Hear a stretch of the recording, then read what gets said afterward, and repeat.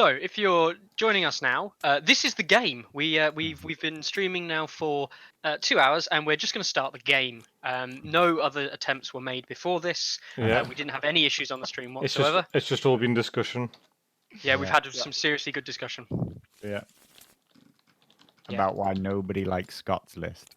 Yeah. Yes.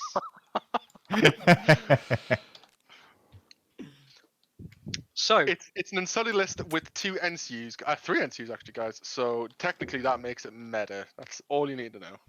for the purposes of the stream for the new joiners, do you want to just go through your list very quickly there, Scott? So Yeah. you know, So Nice. I've got Stormcrows, Archers. What's the guys for now? So nothing. Yeah. So it's So Stormcrow Hutchers. With the Stormcrow Lieutenant. Mhm. Cutthroats with Darian Harris as my commander. Mhm. Unsullied with Unsullied officer and a bunch of naked screamers. Awesome. Ah. And over on this side we have big lad, medium-sized lads. bony boys with the bony guy. We'll have the raiders with the steer, and the raiders on their own. Bunch of idiots in this corner. Yeah. These are all the people from Stanley. The UK reference coming in. Yeah. Good local references there. Sure, sure. All the international. Everyone will watchers know exactly understand what I that. meant. Yeah. Yeah. Everyone instinctively knows what someone from Stanley's like. Yeah. Well, this is them. Look. Yeah. This is I the agree, picture of Tara, them taken actually. outside of the job centre. Yeah. See, what you don't know is the Bone Boys are basically just a bunch of drunk Geordies. Yeah. So Tara's talking about putting an unsullied officer inside the Stormcrows, and that is something I've thought about too. I guess you're basically going to get yourself 2 activations for 8 points. There's my placement, Scott. All you got to do is get yourself in range, and then you can definitely take that shot. Whereas in other units, that unsullied officer is going to cost you. You're not always going to be able to take that extra attack. So I've thought about it, and I think I like it too. So I think it could be a way to run, say, a 4 combat unit army that actually runs more like 6 activations. So it could be a nice compromise. You're basically going to play 4 units on the board.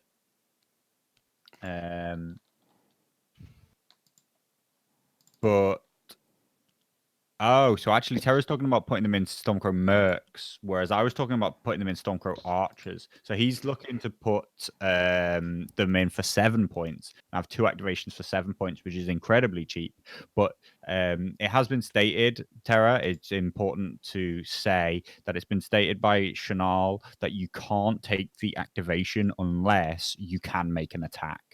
So obviously you can be aggressive and charge with the Mercs, and then you can take the activation. But the Archers are almost guaranteed to be able to take that activation. All you need to be within 12. And I agree, you don't like the Archers because their stats aren't great, but I mean it's the same as the Mercs, really. And when you've got no access to other range units, it can be. There's another subtlety here as well that I think it came about in a conversation yesterday. I think the order says instead of activating a unit, so you actually have to have a unit that is able to activate at the end of the round that you can then use to instead replace with the unsullied commander. So you actually have to hold an activation. So has that been confirmed? Pretty much, yeah. It was in a conversation that Carlo was having. I mean, it makes sense, doesn't it? Really. If you try to word it as in any other way, it would just be make another attack. Yeah, it just says it would say you may make a free action. Yeah. Instead of activating something else. That's where that solo Jorah comes in. Yep. For that activation that you never want to take. Terrain's ready. Hey, hi Wildcard. Welcome back, mate. Wildcard, yeah. Okay, so do you want us to jump into TTS? I do agree, Tara, that Yes, 7 please. versus 8 is quite a break point. Okay. Roll off for a side and whatever. Yeah, turn off. I got a 4. Yeah, so. Yeah, breakpoint 7 versus 8.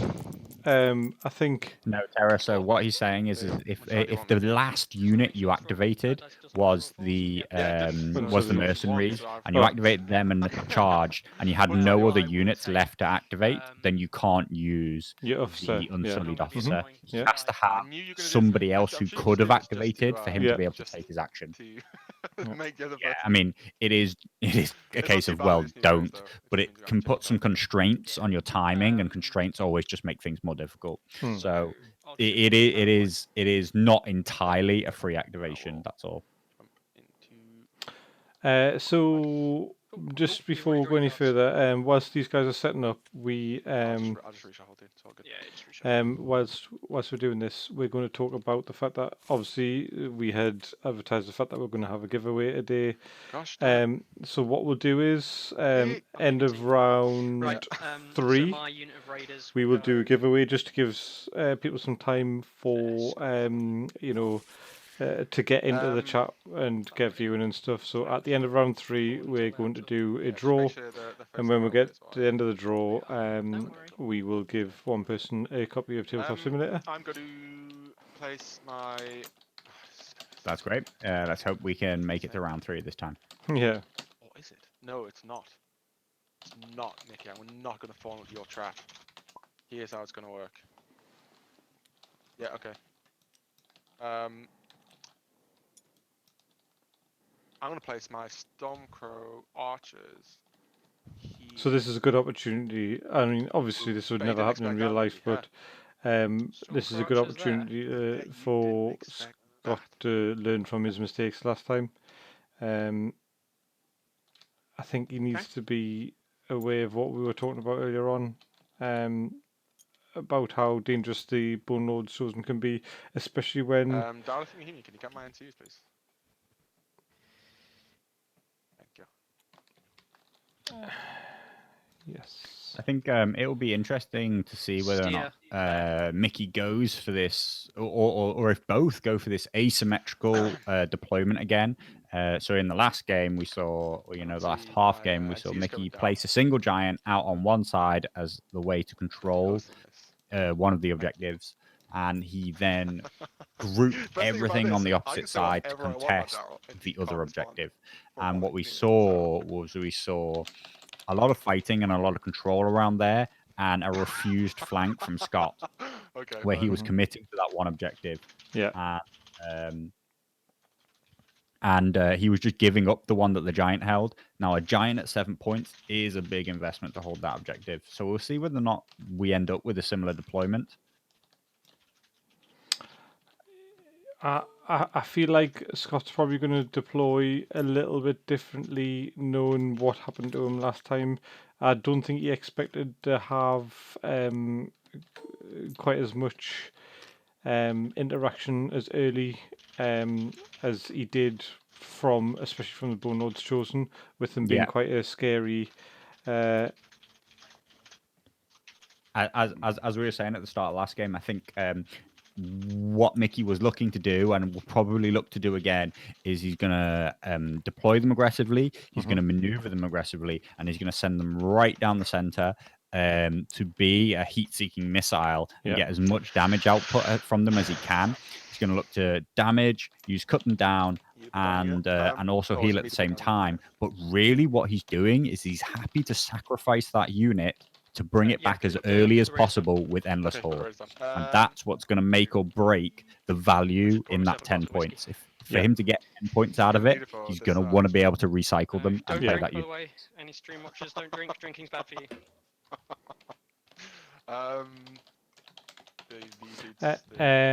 So let's see. Okay. So this asymmetrical deployment didn't really. So it did work out for him in the sense that he had free reign of that objective on the left hand side, didn't he? Really. So that there was never. I think Scott kind of almost instinctively just left that side where the That's a really interesting move. where the giant head went for the objective, That is really interesting. which we had spoke about and we thought I just wanted to was the change- better I just wanted to change idea. it up, I make it don't a think thought. a unit of screamers versus a PC giant plod was ever going to go over well here. for the screamers. But it's whether or not Mickey's going to want to commit that 7 points to that again. 7 points for 5 rounds worth of objectives to me is worth it. So 5 points for 7 points is good. Yeah. I mean, so we're definitely going to see something different here because so Mickey, the free folk player, he set up his raiders going in for on the stream, going in for the right hand objective. Yeah. He set that up first, and it seems that Scott has decided to play refused flank to the opposite side, which is a pretty questionable choice. He's gonna have to play something into that 3-point raider unit. He can't allow that raider unit to hold an objective for free. That is, yeah. So that's so we were too much talking for at 7 value. points.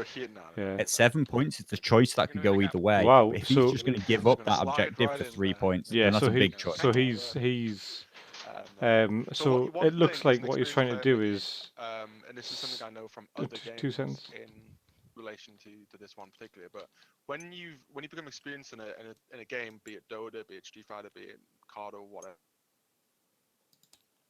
Yeah. What's the When one you thing become that's hard to play against? What was that?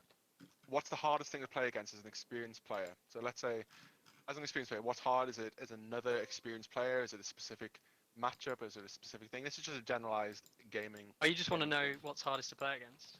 Yeah.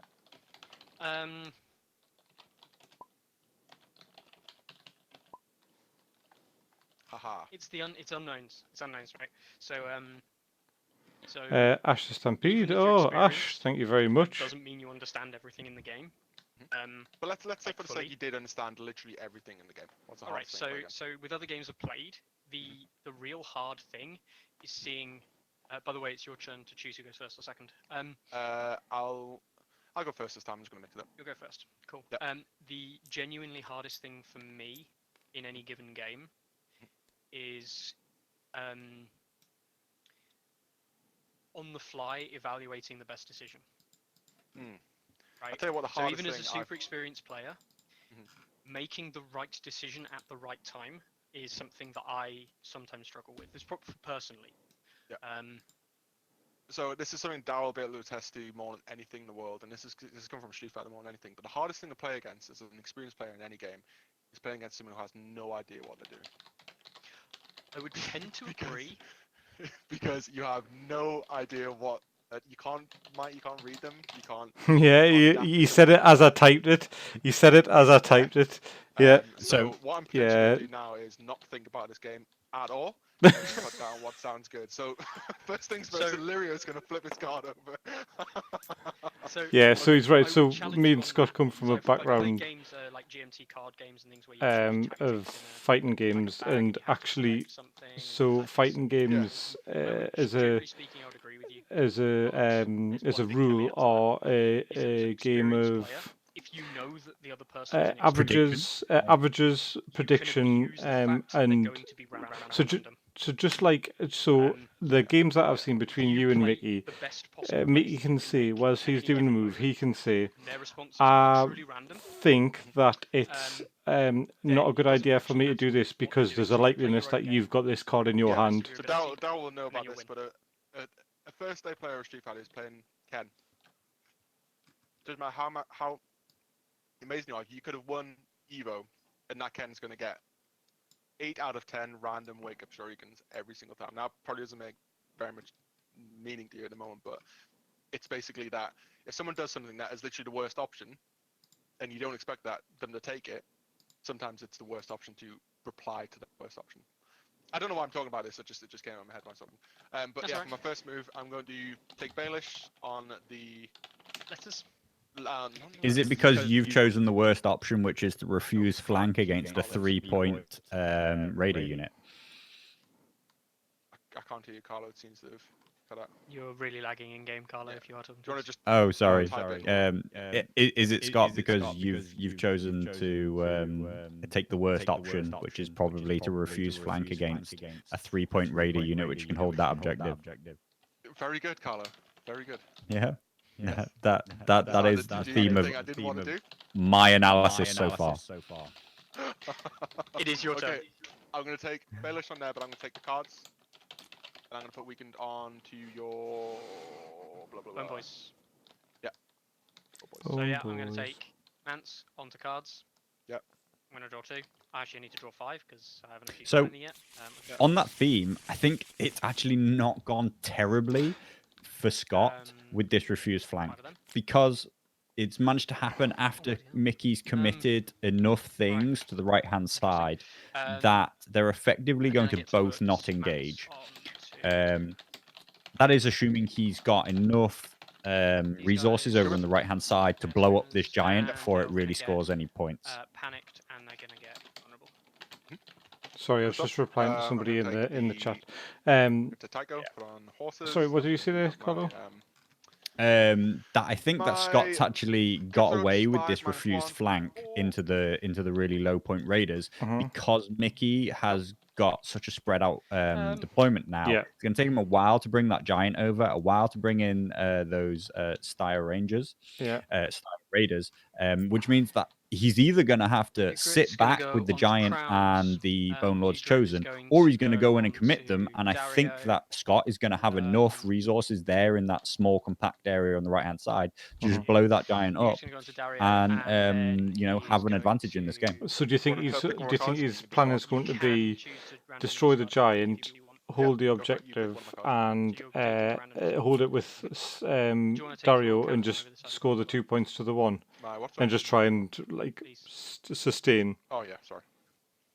Yes, I think that's what he's going to go for right now. It's going to see. We're going to have to see how aggressive the Bone Lords Chosen are, and whether or not the giant takes the bait, as it were, and comes up and tries to contest that objective, or if the giant's just going to sit off and let it happen.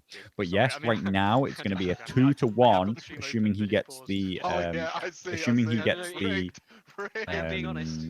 But it's just they've slipped my mind. The Bolton Cutthroats, assuming he gets Dario, Commander Bolton Cutthroats onto that objective and holds them, he's going to be scoring 2 points to the 1 point of the Raiders, and it is going to force Mickey to do something. The natural response would be to charge him with the giant to contest, because he has 6 wounds and 6 ranks. That's an easy contest for him, and then it's a question of whether or not Scott can get rid of that giant fast enough.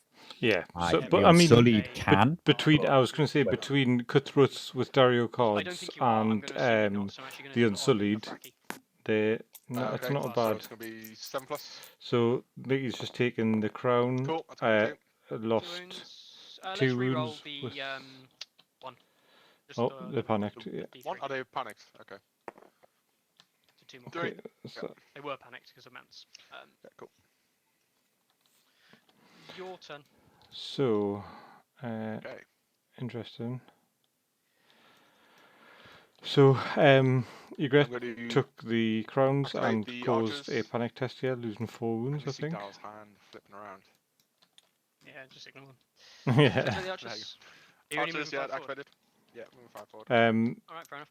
Val will go onto swords. I feel like Scott's been a little bit more. And I will do a free maneuver. I think that was a mistake from Scott. I think even just putting Olivia down on the 3 swords and not using them would deny the free maneuver from Val. That's true. Yeah, I think in that 3 NCU game, if 2 NCUs are down from both sides, you're going to have to take that last slot, no matter what it is and whether or not you can get any use out of it. Yeah. But especially on the current board state where he's not being threatened from anything else, allowing that free movement from the giant is potentially a big problem for him. Excellent. Yeah, just ignore that and we'll attack them afterwards. Just ignore the things. Yeah, okay. Again, I'm not happy about this. So I was happy to see Scott take this refused flank and commit to it. And now I feel like he's second guessing his own choices. I think he needs to really double down on this giant, make sure that the giant dies, and take this 2-point advantage from Dario versus the 1 point on the Raiders. Yep. I mean, it's the long game. It's a long game, but it's potentially an almost guaranteed win if he can just sustain and deal with the onslaught. Even if he ends up losing a unit to the Bone Boys, he's given himself that potential for the extra point. Yeah, because he gets to place the next one down. He's not being overly aggressive with these screamers, and they are in a position where maybe they'll threaten units as they come across to try and come over to this right-hand side objective. Sorry, left-hand side by the stream. I'm watching the game from the opposite side. So as Mickey tries to bring his infantry over, the cavalry can threaten them, but I would like him to stay compact. I think at some point he's going to have to retreat those cavalry, because look how aggressively and quickly the free folk are going to get across the board. That giant's going to come crashing up the board and may even get a charge off as the first activation of next round. And then he's just given up that cavalry for no real use, whereas I like the compactness of his previous deployment. Yeah, and do you think you should have just focused everything on that right flank? Yeah, I think he should have just kept that that right flank as what he was playing for. So Illyrio exists but is not usable. What you could do now is sacrifice Illyrio's activation to just see what Mickey does next. What's that in the background? Is that the dog? That's my dog. That's true. Yeah, I think at this point delay is the best option, and that's why really a game that the NCU should have gone down on the board. Yeah. And if he had taken that swords, I think we still would have seen Val activating and passing the turn as the next reaction. Yeah, but it still would have denied that free move, which is a huge thing for a unit like the Giants. Nope. Or, I think this is, and with the greatest respect to Scott, he's one of my best friends in the entire world, but I think this is where Scott shows some of these, inexperience, I suppose, in this style of game. Savage Giant's going to move 9 forward. Inaction sometimes is the best action, and I feel like he tries to overthink and maximize things a bit too much, and sometimes he is lucky here. This giant can't march through the bog. If he could get out the other side of that bog, then that would be an almost guaranteed charge next turn. But I think he's gonna basically. I think it's going to now be a far enough charge with the bog that it's going to cause it to not happen effectively. It's going to be too big of a risk. So I could go up to 11 essentially. So yeah, I don't know. So I think he might get away with that, but he's still going to have to waste their activation at some point to bring them to somewhere safe. Or he's going to have to be aggressive with them and charge, but he doesn't want to be aggressive on that side. That's more likely to just give up an activation, give up a point, and not gain him anything at all. Agreed. But I needed to because it was like. You could have gone further. Is my point. I could have, but I don't want to for a very specific reason. That's fine. I'm waiting to see. So what Mickey's doing is he's waiting as late as he can to decide what he's going to do with the Bone Lord. I think it'll be interesting to see whether or not he tries to come directly to the objective itself around the stakes. They've been kind of interestingly placed. Will he try and miss the stakes and come in for the objective, or will he stay a bit wider, stick with the rest of the infantry and come straight up the board? It is the fastest, most straight line route, but doing so will basically, the Stormcrows should start to shoot him and retreat, and that will allow him a very natural route out. So I think that actually what he needs to do is he needs to wait out the giant and wait out with Rattleshirt and bring the Rattleshirt slowly the long route round.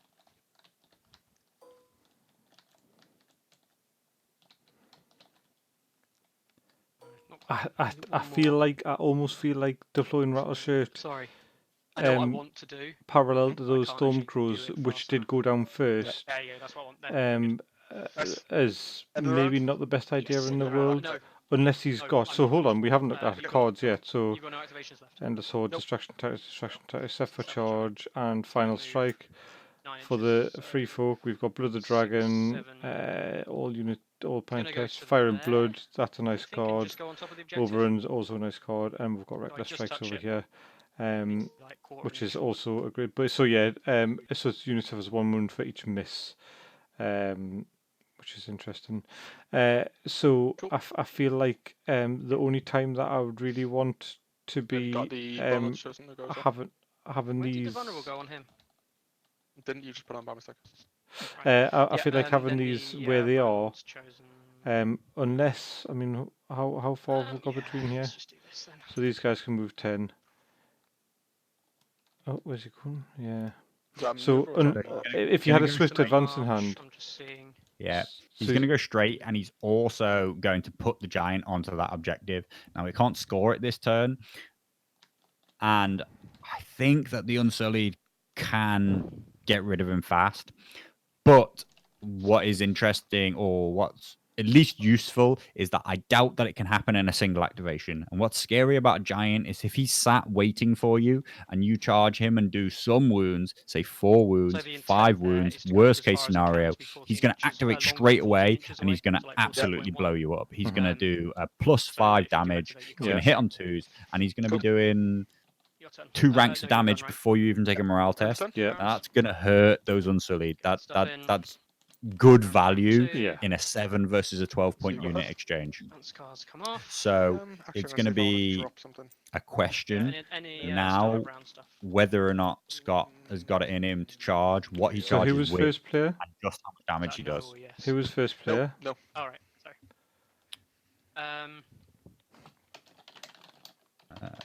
Okay. Mickey was first player. Actually, Okay. yeah, I was first player. I'm now. Yeah, so you are now going first player. First turn. Yeah. So I feel like Right, maybe so March and the Bone Notes Chosen might have been a bit more prudent, because they 6 or 5? They're Bone Notes 5. Chosen are 5. So he only moved 6. He had another 4 inches. Yeah, it's a 10-inch charge, or 11-inch charge. That's when a swift advance would have made a big bit of difference to him. Val will take money bags. Yeah. Place it with horses. So instead, And I will pivot. Mickey's playing Forward. more for an aggressive third turn. I think here. I think he's decided to play it slow because of the setup and the way it was. So He's gonna just take this maneuver so that he can fully cover this corpse pile, which is important because it means that this unit now can't lose this objective to a crowns test, because there is nowhere to drop it outside of the unit. A sneaky little tactic that an infantry unit can do there. So I think you still can. Yeah, and it just has to be placed within an inch of the. I'll put Tycho on. Is that not? Maybe it needs to be in contact with the corpse pile. So if he has it fully covered, maybe people in the chat want to weigh in on that about whether or not gonna put panicked. Whether or not a unit that fully covers, i.e., you can't see the corpse pile anymore, whether or not they can drop an objective token in Feast for Crows. Steers Raiders.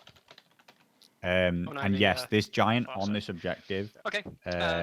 He's dangerous. You're very, very unlikely to kill him in a single attack, and so he's always going to do something big back.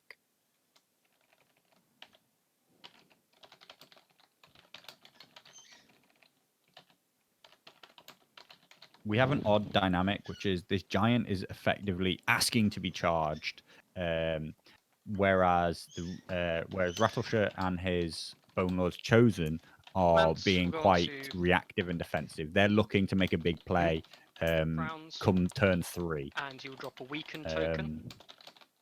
And himself. I would have liked to see both do something aggressive at the same time. We can done Either the Stormcrows, wait with both Stormcrows, or attack with and then both. I'll do a -1 panic test on the Dothraki again. I believe you're outside 6. So 7+. Yep. 3 more dead. 3. Cool. So that's 2 big panic tests he's failed with this unit of screamers now. Yep, a couple of Cool. tests like that are just pretty much 50-50 rolls with, you know, your middling kind of morales. They really can set up pressure and dynamic. This unit's weakened severely. He can counter with the bags, but he's already chosen, Mickey's already chosen to cover it because he knows that there's damage on the table, and that between Horus's ability and the fact that there's damage out there, that's something that Scott really wants to take right now. So Stormcrows against your giant. I feel like unless I am in range. You can see from the range thing. So unless Scott. So realistically, what's going to have to happen here is Mickey's going to have to move these Bonodes chosen in their turn, and then Scott's going to not have to take the swords. But if he does, you know, we've got to remember that they've got the onslaught ability. Cool. 2 hits. I will take 2 hits, and I've got save. I'm unsure here why Scott's chosen to. I believe he's activating the these Stormcrows to take a shot into this giant, but there is almost no reason why he shouldn't be taking this swords. There is no way that Mickey will allow this swords to remain on the board. You know, he's going to take it. He's going to waste it. He's not going to do anything. So there's 3 cards in his hand that all benefit from the horses. That's the only thing that I can think of. And it's the top of turn. True, but he could have just activated Ilio right then and taken that swords to make that same shot. Yeah. Pull a card. Anyone you want. Excellent. So yeah, again, I think it's those little things on the tactics board, particularly in a 3 versus 3 NCU game. You've got to take that last spot because your opponent, if they're clever, they won't leave it on the table for you. You know, even if they're going to waste that swords action, it's always going to get wasted. Okay. So, what do we do?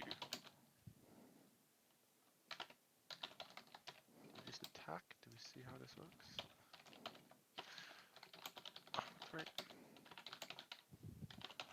I see what you've done now, Mickey. Oh no, I can just fit in. That's nice. I think you can fit. Yeah, just about. So they're just checking whether or not Scott's going to be able to fit 2 units into the front of the Savage Giant. So you're moving 5. It's important if he can or can't, because he has to be able to get through that unit in 1 turn. 4.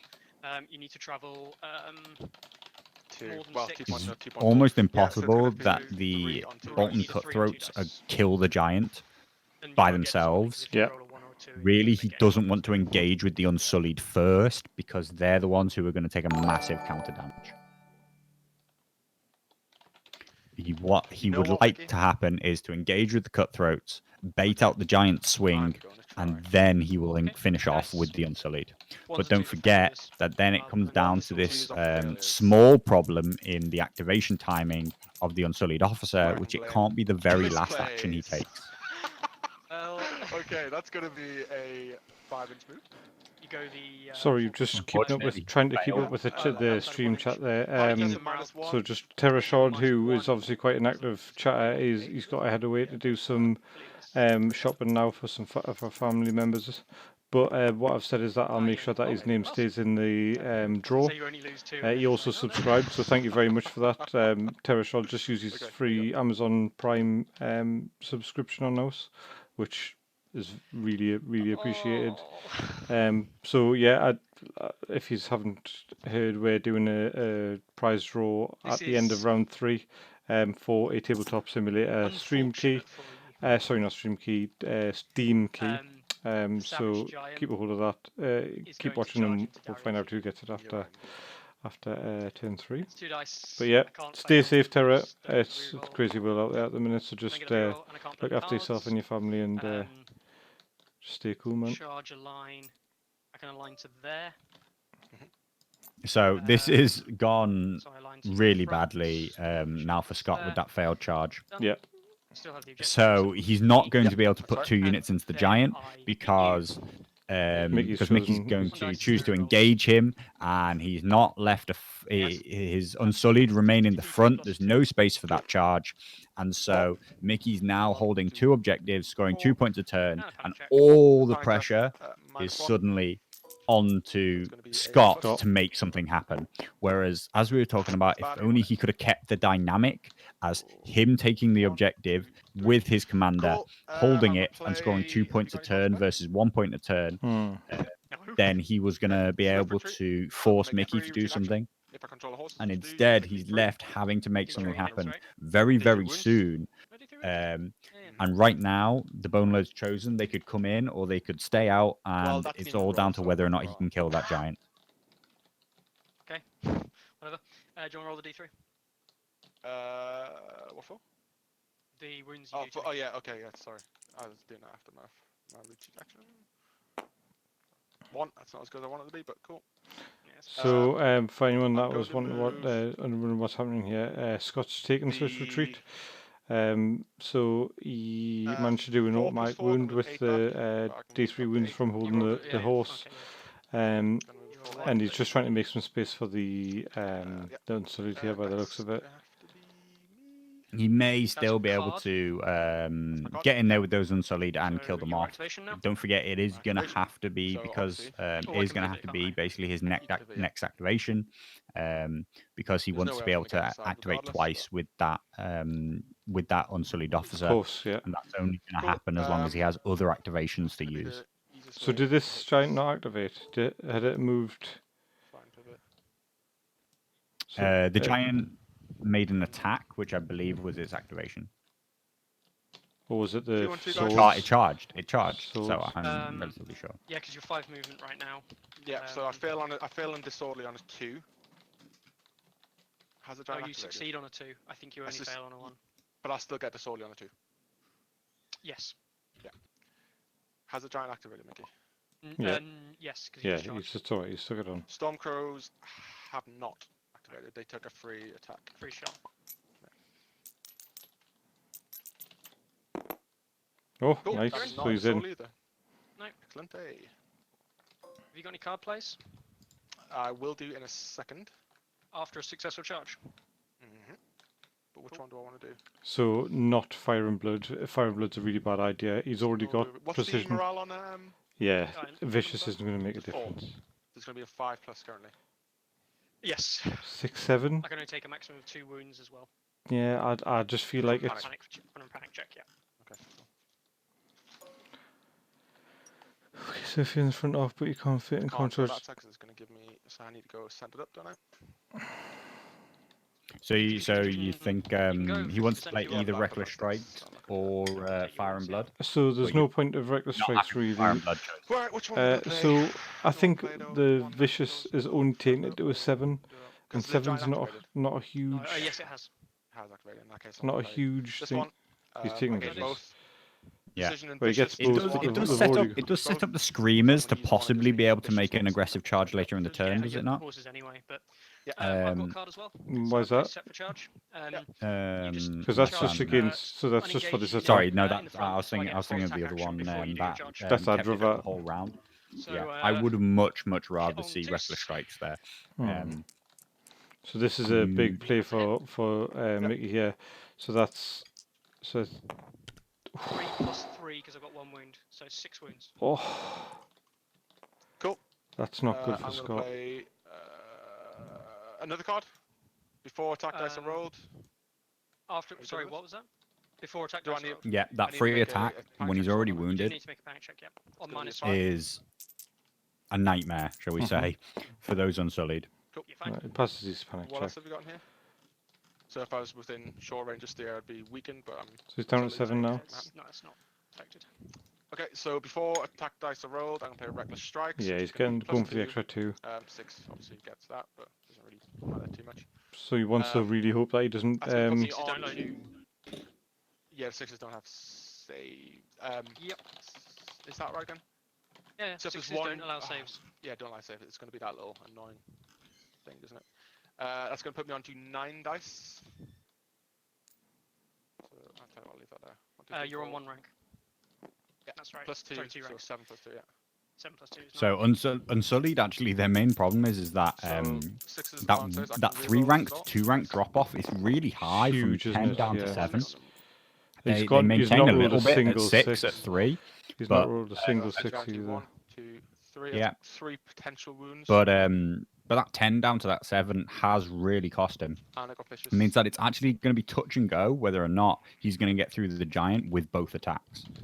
I'll reroll these 2.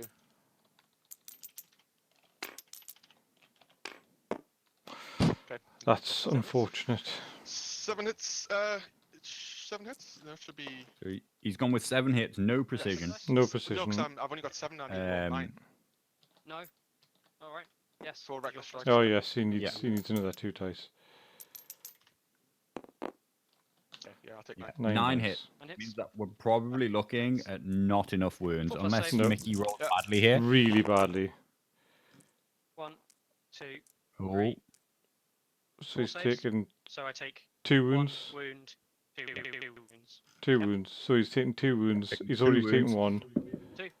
And then I do a So round here check he at is, -3 half to half vicious dead. wounds vehicle star. Sorry. They're And 6 7. wounds now. Yeah, they've got 6 wounds.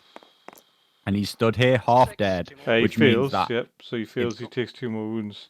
But now, when he Ooh. swings back, So although he's that already is maximum activated, effectiveness, but I'm pretty sure that the unsullied Okay, officer is it going to is your finish turn. him off Yes. with that failed test. you would hope. If you hadn't, it would have been in that really scary situation where you might have left him at the end of the round on 5 wounds. That's quite a lucky and important test. And actually, it turns out that vicious really did Yeah, count. it did. Yeah, I'll admit that. We both naysayed it a lot. Yeah. He's really going to need that vicious, I think, because I doubt that he could have done 3 wounds with another attack No. without the reckless strikes, without anything else.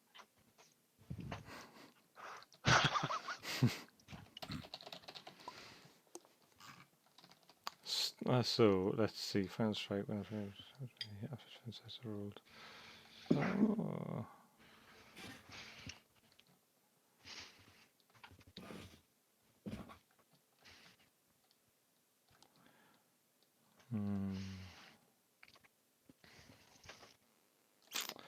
You gonna take the bait, Mickey? I'm going to work out what the bait is first. So Also, by the way, the giant did fail a morale test, so he gives up the token in Feast of does. Crows. Yes, yeah. Does that can that go on? That goes on the mine because it's engaged, right? So You can choose it not to, but it does go onto yours, yeah. I'll go on the mine. Yeah, has to go far, you're right.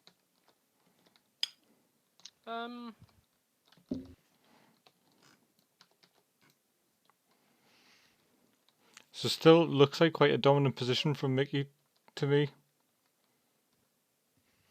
So the whole engage has meant that he hasn't been able Is to that a get charge? Dario March, onto sorry? that objective.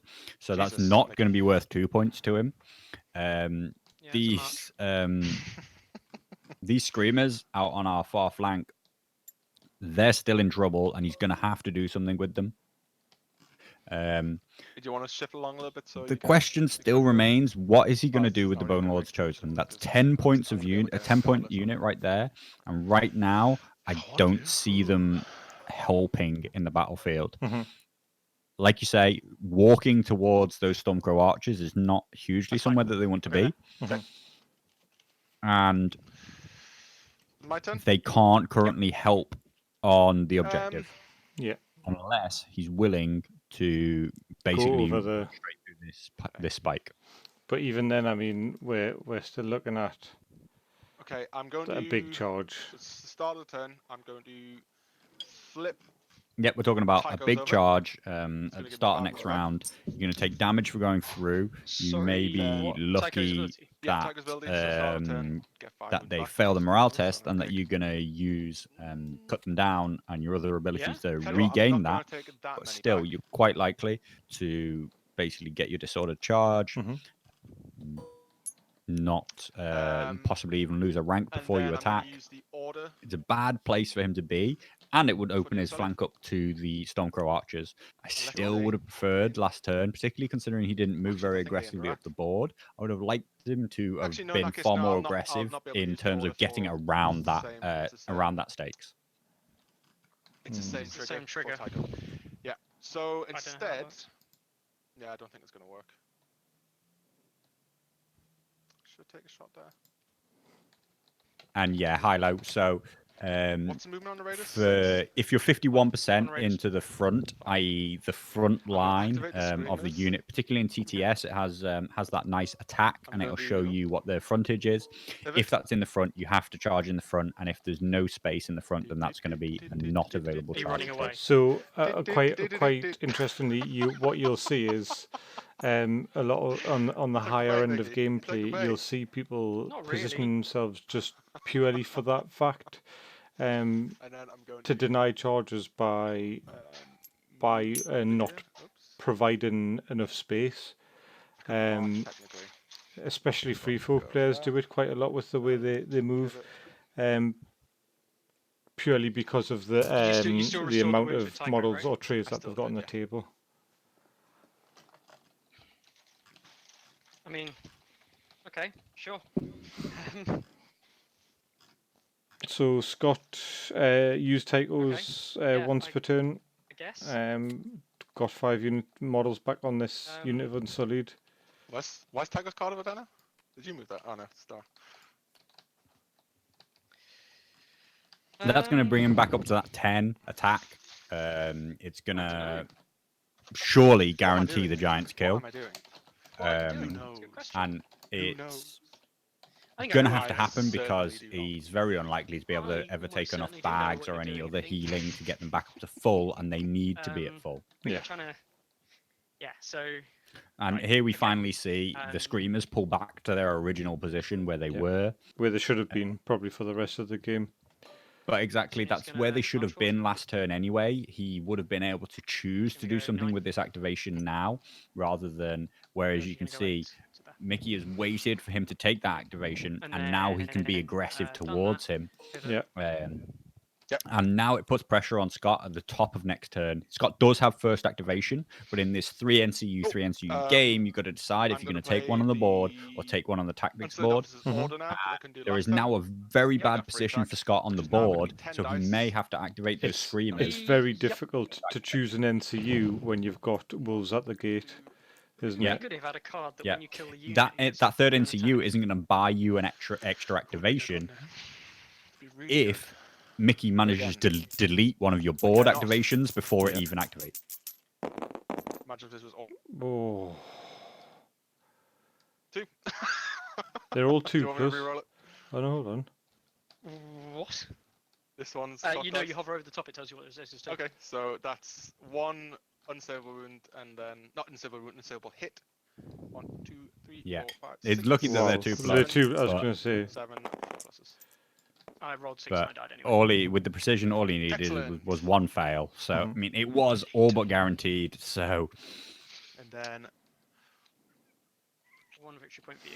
So, interestingly, what I would like to see here is I would like to see Scott moving off the next round. I would like to see him moving off the corpse pile and making space for Dario to come onto us for those extra points. I have a 5-inch move, which is going to put me to... So, here, and then I've got to make 5 plus. That's not going to happen. So I'm just going to. So it seems that he's asking himself whether or not he can that exact question, and more to the point, can he be aggressive with his first activation next round and charge? So he was looking for an overrun. He was looking for an overrun. Does he have overrun in hand? Yeah. Okay. I would like him to be. Excuse me, Darryl. Yes, I know this. He should still look to be aggressive, and we'll see what Mickey does as to whether or not he gives him a charge here, or whether or not he's more defensive with these follows a bone. But like you say, I'd like to see him move off, because moving forward with them will be a big a big distraction to the fact that Dario will be sat behind, and despite how many wounds he's lost, he's going to be able to hold that objective for 2 points for quite a while.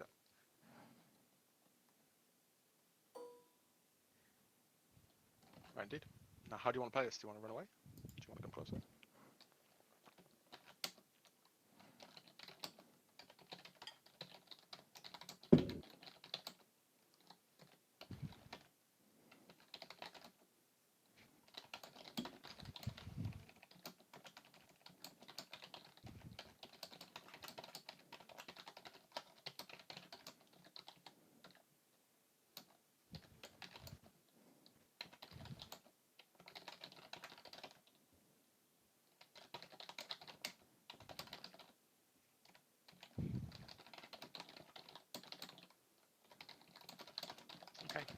So, with the 2 versus 3 NCU kind of discussion, I feel like what it mostly comes down to is there are a lot of situations. This is awkward. This is strange. Where the 3rd NCU doesn't buy you a lot. Yeah. There are a few occasions where a 3rd NCU will absolutely dictate the flow of a game and allow you to take the tactics board at will while your opponent is forced to grab it as fast as possible.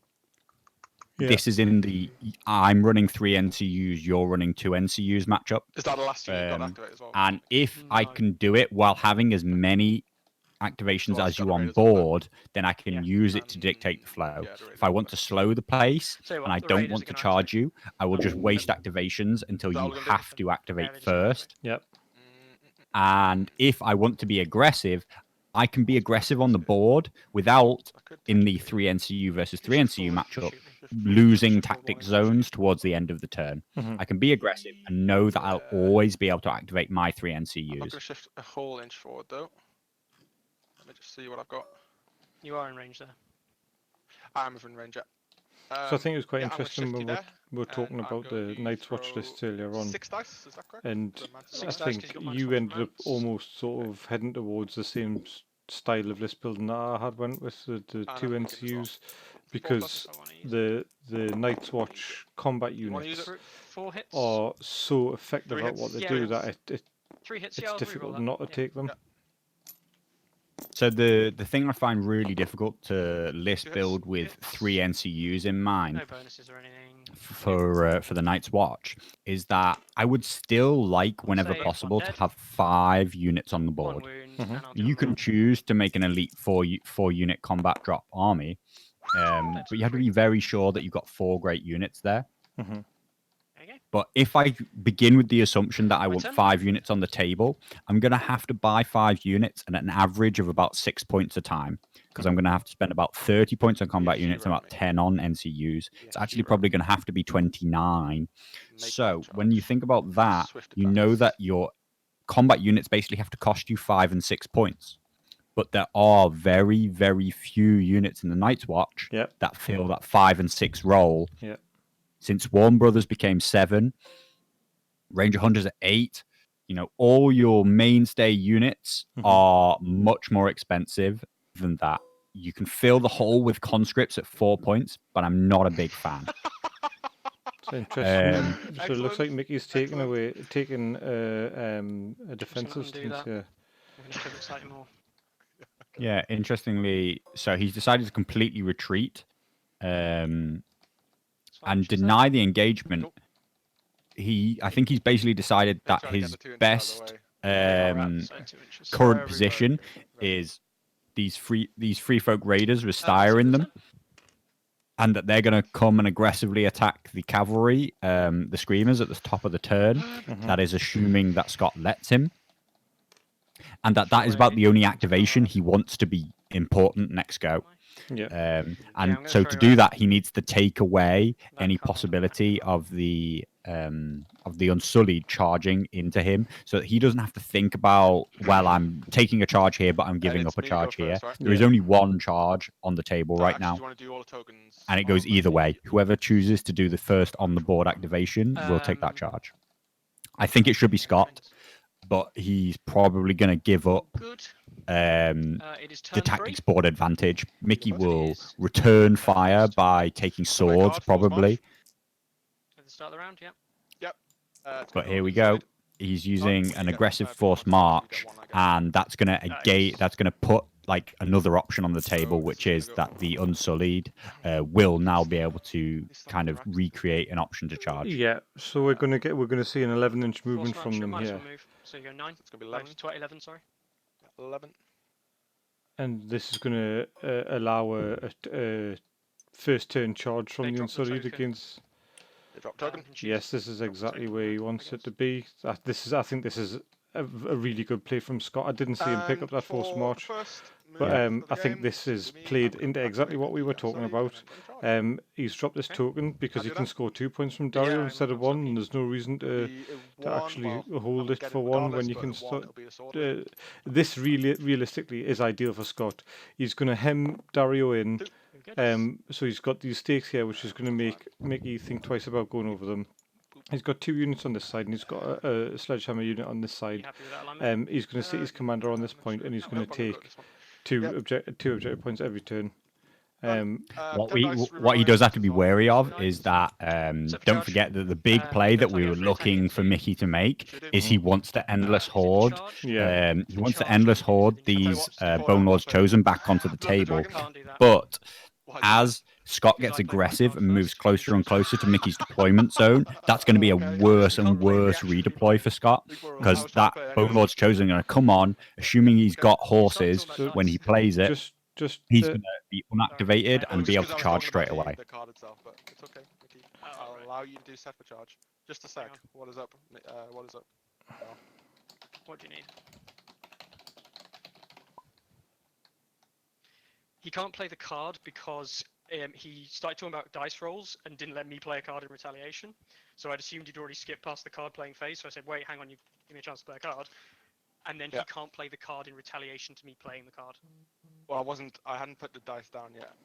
All right, that's fine. I mean, it sounded like you were going to roll the dice.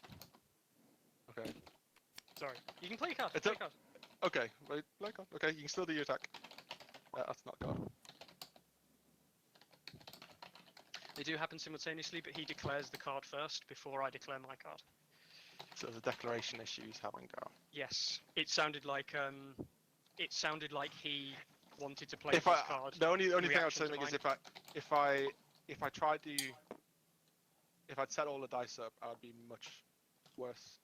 But okay, I mean we can go for this turn, or you can. I'm happy to play it. I'm completely happy for you to play it. Okay, if you're happy to play it, we'll play it this time. But then I'm going to have to declare. It's worth noting. Never talk about dice. Okay. Before you've played any cards, because the dice are irrelevant, and the determine attack dice stage is after the window to play target. So in the window to play cards, does the first player have to play his card first? Yeah. So I can't be. Yeah. So the first player declares. Yeah, sure. And then the second player declares, and then the first player chooses the order that they resolve. But the first player can't react to the second player having played a card to then decide to play a card. So what Mickey's arguing there is he's saying, you only want to play that card because I told you that I want to play a card. Because you sort of skipped that window and started to prepare the dice, you never intended to play that card. I guess in the most technical sense, he's sort of right. No, he is. And in some ways, he could hold Scott to that. But they've decided, being amicable, they've decided that that it's okay. Scott can choose to play his card, and at that point, Mickey chooses whether or not he wants to play a card after he knows whether or not Scott has played one. Yeah. Would you have played that anyway? Just out of curiosity. Yes, I would have tried to play it anyways. So I had a combo in my hand, which I still do have, and the idea was to. So you could have been wanting to play it because of because he knows horrific visage. Yeah. That's true. It's because of horrific visage, but also the reason that this comes in is because the reason it gets difficult is because there's only one card in Mickey's deck that triggers off of this I've been successfully charged trigger.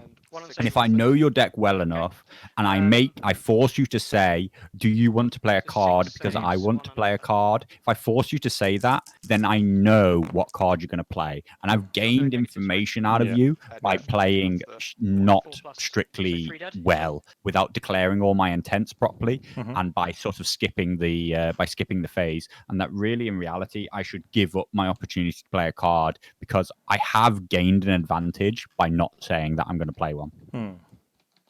So, one advantage of the Bone Lord's chosen here is that there are 4+ save. So actually, you only ended up lost 2 to the save, but also had the automatic wounds, so only lost 3 wounds. For each wound I suffer, so I'm suffering 3 wounds. Yeah. The attacker suffers 1 automatic hit. Okay. This whole combat may well go against Scott here. Between some bad panic checks, the set for charge that Mickey's played, giving him the... Oh no, he's actually... Sorry, he's played Final Strike. Yes. So he did set for charge, and he lost... he did both. He lost 3, yep, and then he's just played Final Strike as well. Your turn, yeah. Yeah. So they've both committed quite a lot of tactics cards. Scott in terms of the Forced March and Blood of the Dragon. But Mickey's committed a couple of his Styre cards to combat. And the question is whether or not Scott will have anything useful left in this unit when it comes time to him to use the Unsullied Officer to get a free attack. If not, he's effectively just lost I think a 12-point unit to a 10-point unit. Yeah, I think realistically that should be his next activation. Okay, that's yeah, bad. I agree. 2 hits, 3 hits, because I hit on 3s. 3 hits. Hit him on 3. Okay. Yeah. 3 hits. 3 4+. With these having cut them down and prey on fear. Like take a panic check anyway, but... Yeah, that's good. So that's lucky. Yeah, that's very good.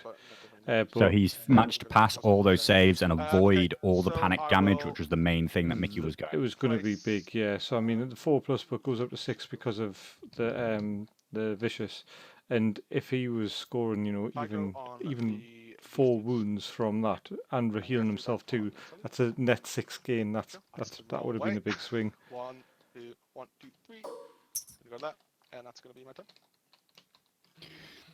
So, what did Scott just keeping play? himself topped up with the bags is pretty important here because he really does want to stay up there. But I would have liked to see him attack more aggressively. There was a chance to wipe the unit out there, and instead he's given Mickey a chance to make a big attack. If he can get him to fail the panic check, then that's going to be a huge swing. Mickey can, with cut them down, still wipe out the unit if he's lucky. I know he just got unlucky, and that it may make him feel like he doesn't want to take the same action again, but I still think it's a good action. Yeah. The big question is you'll be able to see, does Mickey have Endless Horde in hand? No. Or more to the point, can he get it soon? If he can get it soon, then this combat is all in Mickey's favor because he wants to sacrifice this unit and bring it back. How many cards you got in hand? 1. Cool. Egret's going to go onto the Unsullied. Yeah. Do you want to take one of my cards? Do you want to take it? Well, yeah, but do you want to choose one? Choose one at random, Mickey. It's going to be this one. It is going to be overrun. Cool. Brilliant. Thank you very much. Into the bin. There you go. So Egret doesn't go on there. Yeah, that's right. And I will do a free maneuver. Yep. Rattleshirt is going to do a retreat. Yep. And he's going to go 3 inches plus the 5. So, do you think Mickey's doing this with the intent of he's just going to charge straight back in, isn't he? Just wants the rerolls. He is still weakened, however. I'll go back 1 and a bit inches. There we go. Okay. Yeah, I was surprised that Scott didn't use the weaken last turn because he got lucky making those 3 saves on a 4+. But with only 3 hits, it really looked like he could have weakened it to make it far more likely that he made those saves. No, can't because he's going to go, so I can't. You can't end that far anyway. So yeah, Mickey's just trying to move a distance away such that he's basically allowing himself a later charge for the charge bonuses without actually letting Scott do anything about it. He can't pivot, he can't change his facing, and he can't look anywhere else. Yeah.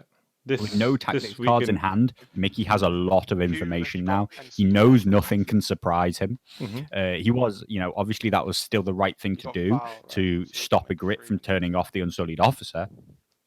But what Mickey might now be able Or to you can do make the is cards. How wait many out cards the go now? whole turn. I would have to count the activations. But if he can wait out the turn so that the Unsullied Officer can't activate, then that's going to be back to that position where we were talking about. It's not always a free activation. Arrange that. I'm just looking at the numbers. So he's got There's a very obvious regroup thing reform to do here, in Mickey, but hand, there's and also a he's very within long range annoying of thing this actually to unit. do. So what he could do is Don't know he how to do could that. play regroup reform. He's got the free the free extra wounds from the horse. He could knock 2 from there, get 4 back, put himself back onto full ranks, and be swinging with a lot more money. He is weakened, but he's going to be exponentially increasing his chance of doing some decent damage by just having an extra rank's worth of attacks. Yeah, I like that. Depending on what happens next and whether or not we see these Screamers charge, I still think I can't believe that this activation is still on the board and that these two units are still facing off against each other. This is one of those classic cases where people get sucked into a certain part of the board and they're concentrating on it so much. I think they're both ignoring the fact that they both have a great activation staring them in the face. What does steer actually do as an attachment? Steer command. Are you thinking steer into I think steer into the Screamers. Actually, and what there is there's a real chance that he'll wipe them out, and then that's going to be a whole activation that Scott has lost this round. Yeah. And then that for sure means that Mickey can wait out the Unsullied Officer, which is what I believe he can anyway. What he should do. Yeah, gonna activate these Screamers. Yep, go and do. But here we go. We finally see Scott take this action on. There's no real way I'm gonna get out of this, is there? You know, it'd be really useful on these pivots, being able to see the actual guides. What do you mean, the attack?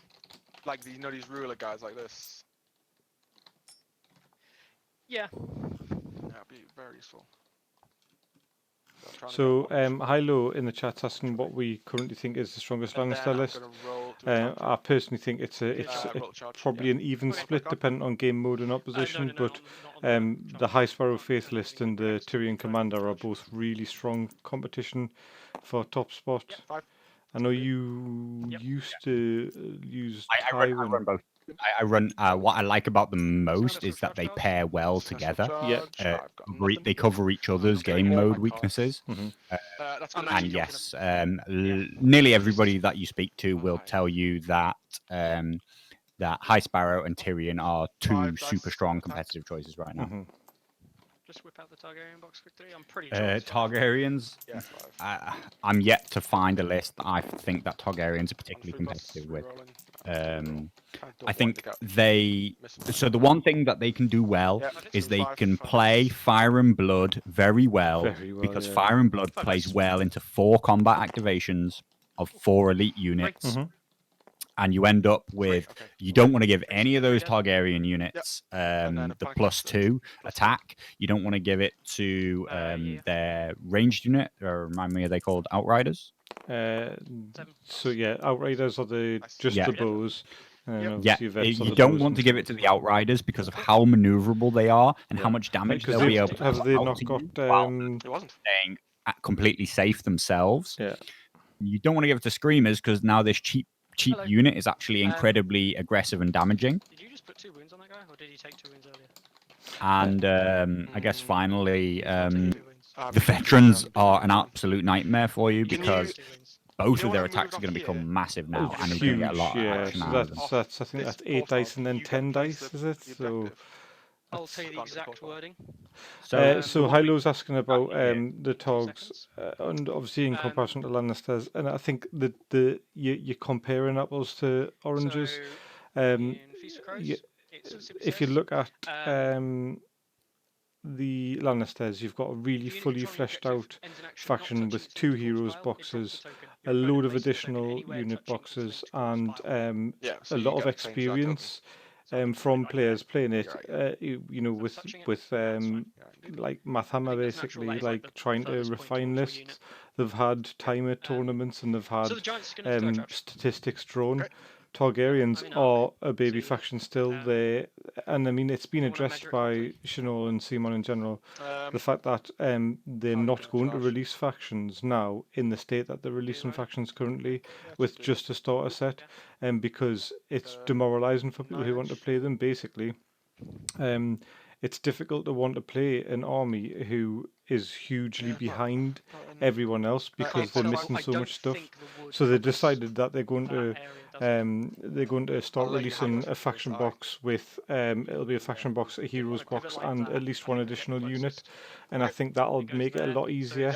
So still, regardless of the fact that we're looking at unsullied at the moment, if you look at Scott's list, he has an unsullied unit and he's got some riders, but he's got neutrals, and a neutral commander. We're still really reliant on neutrals at the moment because we're still waiting for heroes from the Targaryens, and we're still waiting to see what other sort of units they get. At the moment, they're kind of really polarized by the fact that they've got some very elite units which cost a lot of money, and people are still unsure about their worth. And we're currently crutching on things like cutthroats and stormcrows.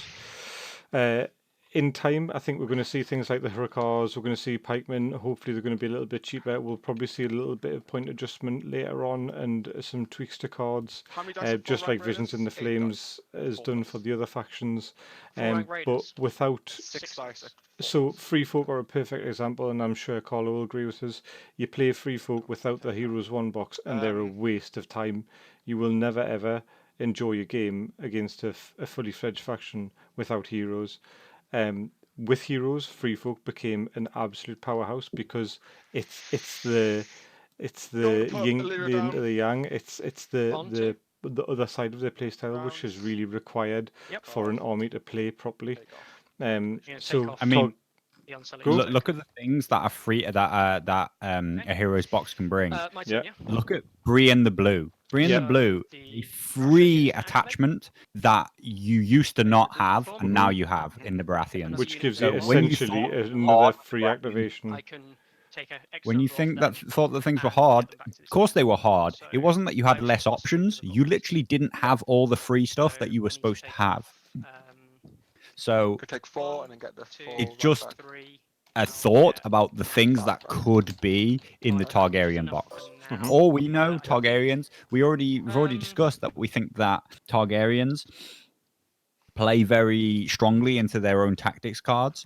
We have no idea how amazingly strong these new commanders tactics cards are supposed to be. They could be the best cards we've ever seen in the game.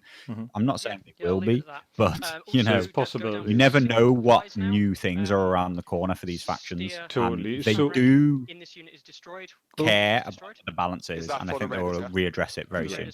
Look at Baratheon. So Carlo has got this quite close to his heart because he's always been quite vocal about the fact that he wants to play Baratheons and he wants to support the faction and, you know, really get involved in them. But after you know, some trials and things, was just totally unenthused by the starter box. But now that we're getting the heroes, we're getting different ways to play them, we're getting different units which synergize with heroes. They're becoming a really playable faction with lots of interesting, you know, ways and means of playing them, and that's what Targaryens need. So all I would say was just like have heart, you'll be fine. Just keep playing them, learn the nuances of what you've got, and when your hero boxes come out, have a good understanding of what you've got already, so that you can see where your heroes are going to highlight their strengths and minimize their weaknesses. As for Will Lannister Faithless, so mine's slightly different to Carlo's. Carlo's is probably better in the fact that Carlo's you know, like multiple time podium at big tournaments. But so do you run 2 units of Warrior Sons, or you run? My most recent ones that I've been playing in competitions is 4 units of Poor Fellows and 1 unit of Warrior Sons. Yeah. So you're essentially looking at an army list which is going to very rarely suffer any wounds from panic. Yeah. They're going to be put back onto the trays every time you activate them. Well, the poor fellows are, and High Sparrow's cards really synergize with the keeping models or keeping trays in the game. So essentially, you just want to control the game by getting your units to where they need to be, sitting them on objectives, and never losing them because they never go anywhere. And then you've got your Warrior Sons as a sledgehammer unit because they do a lot of work, they do a lot of damage. They're a fantastic unit, and supported by the right NCUs, they can really be a bit of a runaway train on a battlefield. I've seen a couple of variants on the list. So the Warrior Sons got changed in 1.5, and the Champion of the Faith became their new best friend. Yeah. And you really can't leave home without a Champion of the Faith in the Warrior Sons, in my opinion. And they're one of the first units that I've ever thought they cost 9 points and they get 9 points of value out of themselves. Other lists though that run similar, like maybe they run 3 or 4 units of Poor Fellows. Some spam the Champion of the Faith across all the Poor Fellows. There is some synergy there. You're going to generate more faith tokens and you're going to get even more healing. But personally, I'm a really big fan of actually running lots of Kingsguard attachments in those units. It's going to allow you to be far more flexible. You're going to be putting out a lot of tokens. This list really, it's got a lot of healing and a lot of staying power, but it is vulnerable to like really big attacks that just blow you away. So putting out more weakened tokens is really your best friend. And combine that as well. So Pycelle as an NCU. Yeah, Pycelle as a NCU, using Meryn Trent as a Kingsguard attachment, so he can give out weakened all the time. And then you're also going to combine that with Preston Grenfield, because High Sparrow is our best friend in terms of our card generation. So we really want to see those High Sparrow cards, throw them all down on the Warrior Sons, get the Warrior Sons super pumped up, loads of tokens, loads of aggressiveness, loads of defense. And the list is really going to go into overdrive if you can get Meryn and Preston working well. And that's how I like it, how I like to play it. But I have seen other people, they are adamant that you just want a Champion of the Faith in every unit that you can, and you just out heal your opponent. But I think you've got less versatility there. You've got less options, and you can be a bit more subtle about it. We've actually been ignoring the game for quite a while, and quite a few big things have happened. So what happened? The thing that you thought was going to happen, which was the regroup and reform, that happened, and we saw some units placed over onto the Boneless Chosen, and that charge came in. Mickey got really unlucky. I think Scott had a slight oversight. When he charged with these Dothraki Screamers, he aligned 50% and he left himself both in the charge arc of the giant and left space for it to charge. I think the charge was about 3+, and Mickey failed the charge, which is why he's ended up where he is, and that was a big let off for Scott. Otherwise that unit wouldn't be there anymore. I haven't been paying really close attention, but I think that Mickey's gone and made a bit of a misplay here. I think he should have wasted one more activation, but it's possible that he didn't have one more activation to waste. He's got Val. I will activate Steer's unit.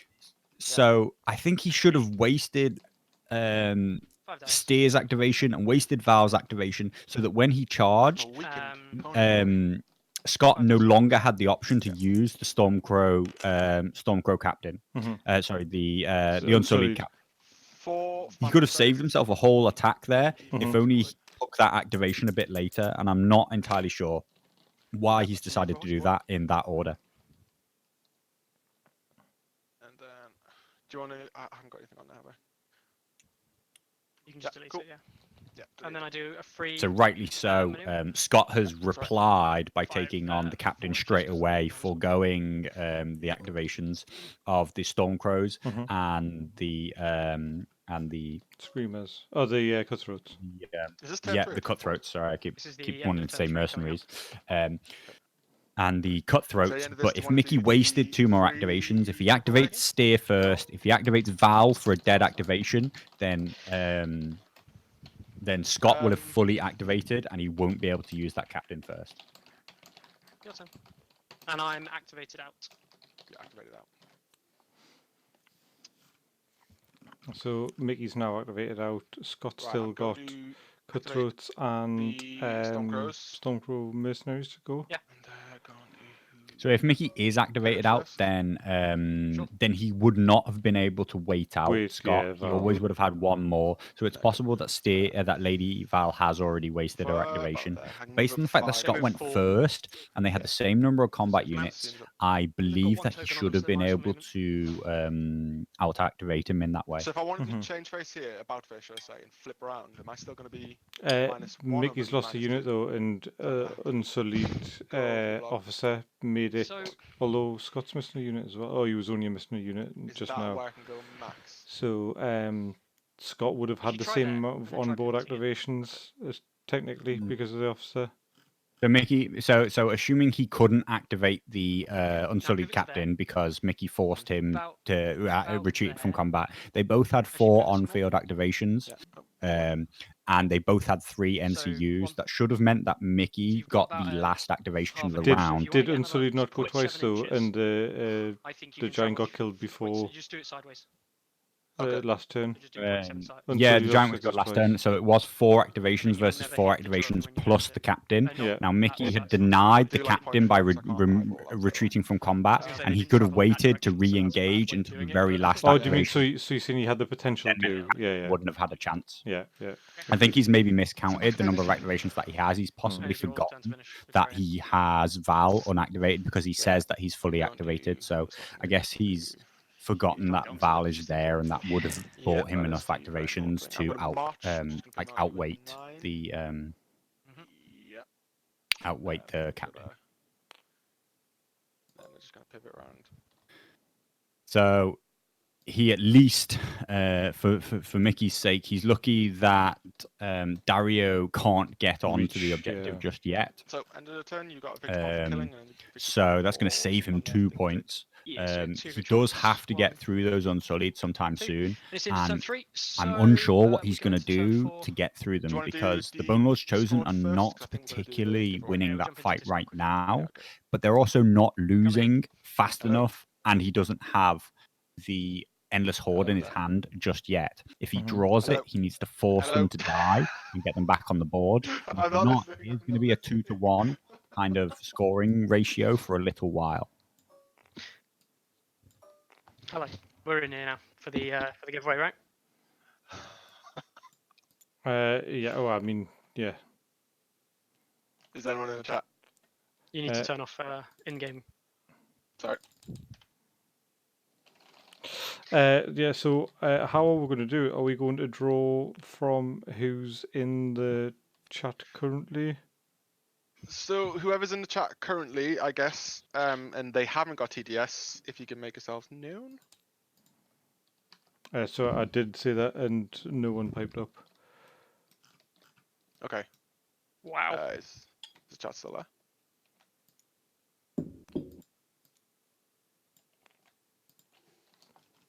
I believe Terrashard wanted to be involved. He does. Yeah.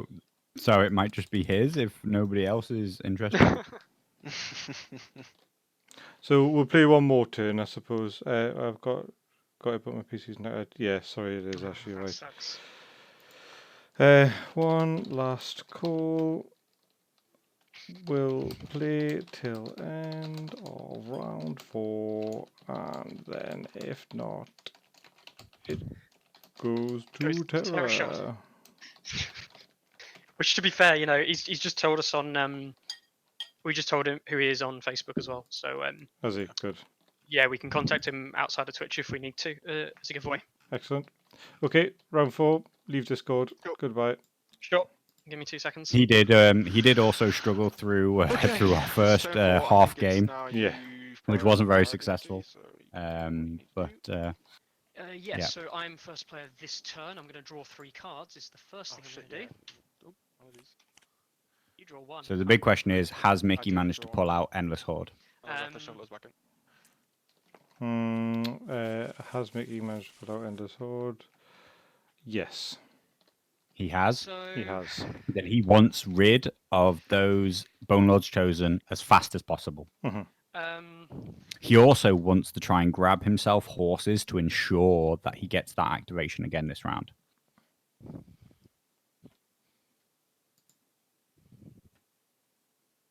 The three. This is one of the perfect key moments where we can talk about where a 3 NCU versus 3 NCU is huge. Mickey wants to take horses early on to make sure that he holds it. But he wants to play Endless Horde as late in the turn as he can. But Endless Horde is going to replace a zone's effect. If he does that, he's going to have to sit and watch Scott take 3 tactic zones in a row. And he will give them a panic token. He's going to have to sit and watch him take 3 tactic zones in a row and leave one of them open so that he can still take it with Endless Horde. That means that he's definitely going to lose the NCU battle if he wants to play Endless Horde late in the turn. He currently has no infantry units to play it on, but it really is going to be a big play if he wants to play it on those Bone Lords Chosen. Yeah. The only other option is to be aggressive on the NCU board, and he's looking to play Endless Horde next turn, but that may well be too late for him. So instead, he's gone for Mance on the money bags, and he seems to be taking the idea that he's not going to play Endless Horde this turn. I almost feel like he's trying to force the swords, the unsullied to activate themselves out before he takes it. He's going to go to the sword. He is going to. That is possible.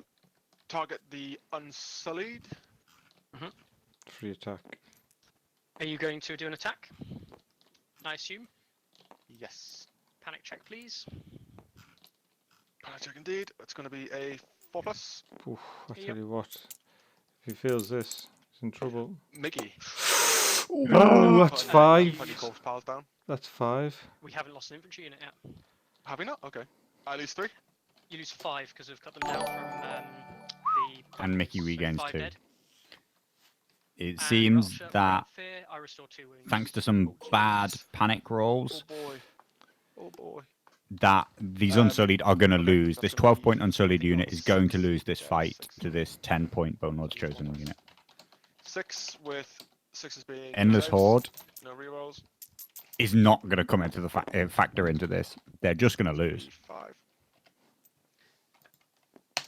Wow, thank you very much. So the real Doug is just subscribed, and not even a Twitch Prime subscription, it's just a legit subscription. Thank you very much, mate. Yeah, that's right. That's right. Thoroughly appreciated. I'll do morale check as well. So 4 dead, and then an extra. Wow.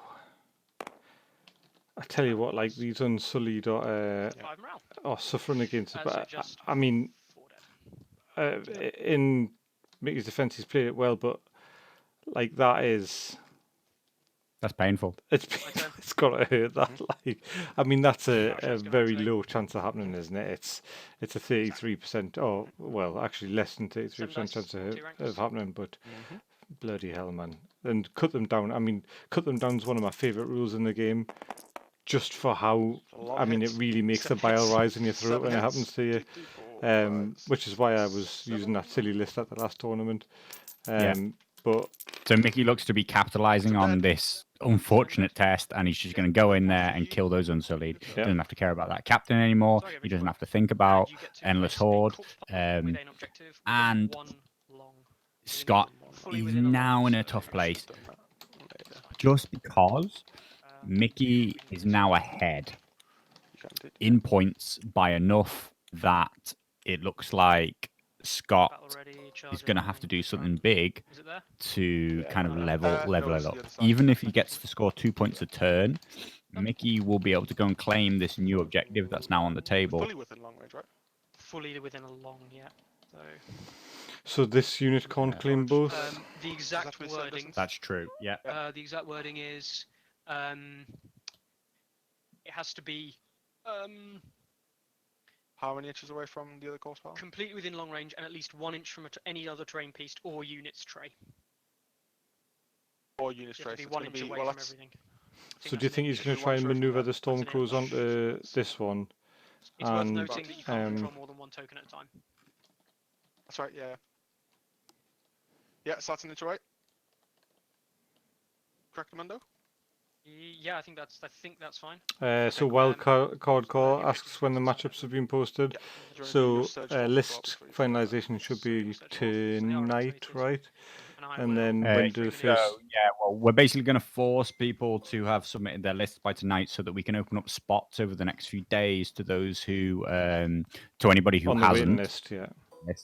So then we'll get ourselves back up to 64 people, and the lists will be published on Tuesday, i.e. everybody will be able to see each other's lists. That'll come Tuesday. And I think we're probably looking at Friday to make the draw.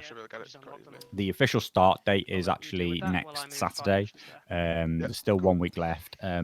But I want to make sure that, obviously we can't rush things. We can't suddenly turn around and tell people, you has to be done today. The round has actually started earlier than I said it was going to start. Your turn. Because, to be honest, that's already happened to a small extent when people started to do with list submissions and list locking, because people weren't very happy about the fact that other people would be able to see their lists before the event. But needs must. Personally, I'm unsure right now what Scott should do. What's that? Oh, what is this? Oh, victory points. He can't afford to lose Dario, or the game is over. Okay. The question is whether or not he should go and take the further forward objective, because it will deny the Bone Lords chosen from doing so themselves, but it makes him far more likely that he's going to get charged. Gonna play Baelish on the... He does have to take one of them and control it. I think Scott's on a huge back foot now that he's lost his Unsullied as well. Yeah, that was a very, very bad panic check when he attacked with that terrific visage. Those 5 wounds, it's half a unit, but more importantly, it was whether or not they were going to survive the round. Baelish on the crown. Yep. I'm going to use the horse instead. Yep. So this is a bit of a test at the moment, Duggars. Yes. We are hoping to commentate on as many games as possible. We'll basically be looking for people. People will organize their own games, and when people have organized games, we'll see whether or not we can fit a stream schedule around those games, see how many we can stream. I know Daryl's still going to be busy, but between me and the others who currently stay home all day, we might be able to stream quite a few. See how much interest there is on people to be streamed. We don't want to put pressure on people. Some people so might be a bit out. It is a tournament, and we don't want to put players off. It'll be an opt-in thing more than a compulsory thing. Okay, cool. So they've got all 3 now, yeah? Yes. Yeah. Nobody's going to expect you to be on stream if you don't want to be, but if you're happy for us to show, and it'll be much the same as this, the things that you're saying won't really be expressly listening to. We might keep an ear out on what you're saying just for key points, but it'll be just like me and Carlo are doing now, where we're talking about things that we can see happening, hands and what we think is going to be. Background, so I think I will hit the stakes if I get to the end and then pivot background. You know what I mean? So Scott has decided to take the further away, more aggressive objective, because he thinks that he can maybe also grab the other one with the Stormcrow Archers. He's turtling right round down into this corner, and I think the biggest mistake Mickey could make is to rush headlong into him. This would really give Scott the chance to get back into the game. Considering that Mickey is up, I think he needs to get the timing right, get the objectives right, the tactics zone right, kind of the flow of when he goes in versus when he doesn't. He does have a decent activation advantage, so what he should do is he should look to set up a good position at the back end of one turn so that he can take advantage of it at the start of the next turn.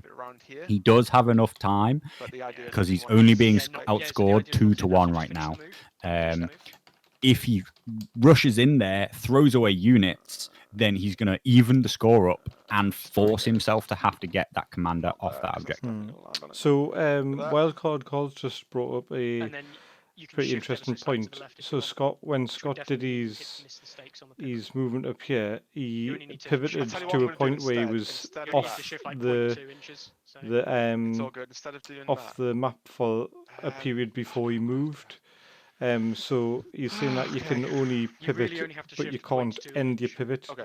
off the map It's and then tiny. make your to my move. left, yeah. So like So here. Oh, that's Yeah, interesting. that'll do. That'll get you as far as- I as far did as I'm think it was concerned. the other way. I That's thought good the point enough. was that the table the edge intent of your move is wasn't that. Yeah, constricting it's the way of difficult the to move, see what a pivot's gonna be. and that It the is. pivot It's was very part hard. of the move. Like you can see with the Yeah, movement, I'll the pivot is definitely very look that hard up on myself there. because You're actually best off they're definitely getting playing it one in that way button because trade, that's the putting way it our on me. whole group Yeah. plays it, And and has then never seeing how heard it far to it be is from different. flag to Ever flag. since that rule came in that you can pivot And then twisting that way. through the edge of the okay, cool. table and pivot through the palisade, we always assumed Not that activated, are they? As that long as you meant don't that end your move. as long as the move itself doesn't end on either of them or over them.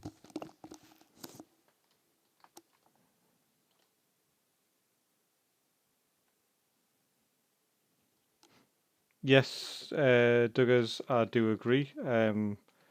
So one thing that I've been trying to do is if I'm looking at anything important, I'll try and just keep my mouse moving. But realistically, we should be regularly checking cards anyways.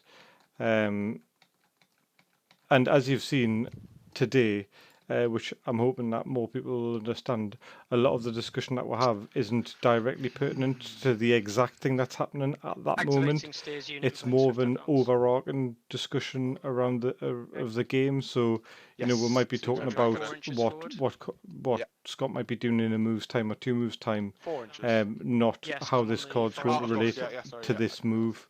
But yeah, I do know what you mean, and then- you know, I think if I was playing They and have- I seen this hand flying I think that's around, pretty looking much at the my cards closest and I can things, I get would be to thinking, base "Oh, are they?" anyway. Yeah, looks like it. Yeah, obviously you can see the mouse move, and there has been some people bringing up the concept that people might watch the stream and be able to see the other person's hand and listen into the conversation and make decisions based off that. We still need to talk it through. Yeah. Obviously, they're not, because they're doing this by choice, and it's not a tournament competitive game with prizes involved.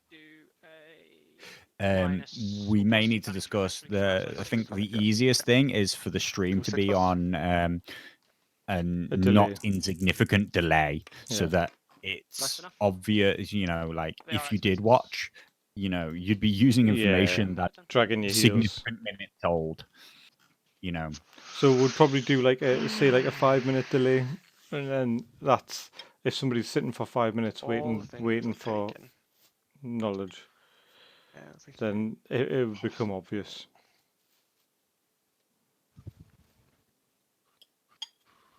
I think at that point, if you're listening to a stream which is 5 minutes delay behind the game that you're playing, the discussion that you start to hear and the information that you start to receive will actually be more confusing than it will be useful. Yeah. Yep. We were discussing before people came on. League of Legends. That I do play some League of Legends. Yeah. I play some LoL. Yes, you can. When you spectate a LoL game, you are automatically, I believe, 3 minutes behind the real play. Yeah. But I've sat spectating somebody's game through LoL while also listening to them talk in Discord, and it's incredibly disorientating because they're discussing things as they happen, but I see them happen 3 minutes later, and it also means I'm constantly looking out for something to happen, and it never happens when I think it's going to happen, and it never is quite what I imagined. We should try and get one more person involved, like all 5 of us go and do some normals on League, because I haven't played for ages. That'd be good to get back in. Last time I played was when that random dude that's got the weapons that change all the time come out. Exactly, yeah. Aphelios. Yeah. I'm going to try and well, as long as you're willing to play with the bronze star hero that I am, Well, I'm only a gold player, so I wouldn't go that far. Yeah. You'll You'll hit it with 3. I just for fun, I have If you just go 3 the inches forward, you hit what's it, the and then best? you I have the and then- unfortunate experience in LoL where I play the vast majority of my games with a number of plat players, but I am nowhere Yeah, near as yeah. good as them. So I See, basically do the try target, not do the to same lose thing too again. badly for most of the game. You know, as last time where I where try did not that to be like too much of a flip. letdown to the rest of the players on my team. As long as They you all keep give me moving, you constant actually move encouragement, away but from them I know deep down that they're very slightly. sad at how bad I am. From an all light or polygonal point of Yeah. view, or whatever. Well, So so you're always there. I've always been a bit of a try-hard carry jungle, so as long as you can sit in Darryl, top you wanna lane and sort not out die over my and over again. thingamajigs there? Hey, turns out that that's Did my I lose any- I specialty. haven't Sit in lost top anything. lane and That's not what was lose with the too Stormcrow. badly. I think Farm you under may have tower hit part button and don't when it was int. going round. I Okay. think someone was touching it when. Okay. Well, if you can do that, You also need to put the storm. we should be fine. I think Daryl's doing He's it. there or doing it. Okay. So you've got nothing off to activate, right? Nope. So personally, Carl, I've only actually I've only played for I only picked I it don't think up I've lost anything on there. So. around December time, so I've only played for a few months. I guess I main Set So he moves and there, and then he moves Set? and Garrett. I main top. Yeah, Who the hell's- Set's new. That's the end of the turn.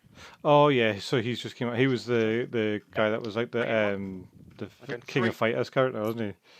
Yeah, Yeah. He's so he he's wasn't like released. a bare knuckle bruiser boxer. Yeah, he wasn't out when I last played. So what did I main? So I used to for many Puts us on many 5 seasons. I going used to into main Rengar. turn- Is that 4? But I played a lot of That was turn Darius. 4, I yeah. played. Oh God, what did I play? Daryl, do you want to give us a shout if you want to do the giveaway now, or if you want us to just play another round? It's going to Tara. Okay. Okay. Cool. Well done, Tara.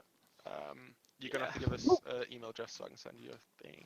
Get it on Facebook if we need it. So It's Alistair me Leona. going Yeah. first. So Leona was my correct first in saying bay. Yeah, I managed first to on, go through like turn 3 5. seasons just playing her because I used to love her. But to be honest with you, without sounding like a total knob, which I probably will, I could play Darius, you most just gonna characters and activate. do all right with them. He's gonna Some of the activate. really Okay. So- high execution stuff I struggled charge. with, but Against I could hold my own Crouch with Shot's pretty unit. much anything. I think we've come 2 dice, to a 1s and 2s, really always. key moment in the game Gotta here. get in So, regardless. Twos only. This could go. so Scott has terribly managed to get himself onto Well- basically holding 3 points worth of points. Mickey's holding 1, so in a lot of ways the pressure's on Mickey to do something. But Scott has Okay. decided that he's going to go out there Before I do and that, charge Mickey, with his commander, who's currently on a What do you 2-point Before objective, I and move he's going to anything, charge anything, into or the declare Bone Lord's anything, I've Chosen. successfully Now, if charged, he so I'm gonna play a knew card. that he had You Endless haven't Horde in actually hand, successfully he would charged see into how would, bad yeah. a play that this is. Really, he wanted to be So- defensive here. He wanted yeah, to sit Gonna go in. back of He this corpse moved pile as and make far himself back a as hard. possible. Yeah. And instead, he's decided, because I have first turn next turn, I'm going to try and take the activation advantage away from Mickey. Yeah, you can But stick that instead, he needed on the to other side. realize what a good I'm just defensive gonna- position he had. These Stormcrows, excuse me, these Done. Stormcrows could just So, keep the first visage retreating knocker's gone. away, Correct? Well, it does. But you activating with Yeah, every action. It's Use the been 6 swords, use the dice. bags, use their own activation to be 6 inches Unactivated, towards the so back he's gonna edge, become and he would probably vulnerable. kill. He would probably got kill this. these raiders And it got with a pushed, couple so of shots. threes. That would have forced Mickey to be aggressive with the Reroll with any the Bone misses? Lord's Chosen, trying to charge into a long range corpse power charge, and instead he's taken it to the Bone Lord's So, Chosen. He thinks it's a good activation on paper because he's going to get rid of a unit and score a victory point. 5. But all he's going to do is allow these 4+. Bone Lords Chosen to come back even stronger Yep, with so Endless 2 Horde. dead. Mhm. Any Yeah, more? reroll all the reroll state. 2 dead. Yeah, that was Actually looks like huge. he's not even Yeah. going to kill them, That and we'll was probably huge have the for same Scott. situation again. So to me, Okay, what he's done is he's given up his 2 points. yeah, to me that's the end of the game there. 10. I think that is Scott done. Mats, realistically. swords. He doesn't know that yet, but Mats. yeah. And attach to this unit. And give them a panic token. I think that Panic. is Oh, you do, don't you? a very bad You can't choice. panic, actually. In the moment in the key moment of the game. Mhm. It was always going to In be the which case- key turn, but I won't use I don't see what he's trying to achieve here. And even if he didn't know he had Endless Horde in hand, and that's the kind of like the more experienced level of the game that you're talking about. When me and Mickey play each other, we're always considering what cards does my opponent have, and how badly will it be for me if they have this card. And also, are they playing in a certain way which would kind of indicate to me that they do? Does he look like he's trying to sacrifice a unit so he can bring it back? Now, you can play worst case scenario and just always assume that they have the card, or you can try and take, more of a mitigated risk. But whether even not considering whether or not he had that card, I still think it's a bad play. Yeah. He's never going to make it back in time to get hold of those 2 points again this turn. And really, he was putting pressure on Mickey to do something aggressive, and he took away the need for that to happen. Against you at 6 dice. So I actually jump in. Sorry, sorry for a bit of a. 3 hits. So my three most played champions are Warwick, Diana, and Akali.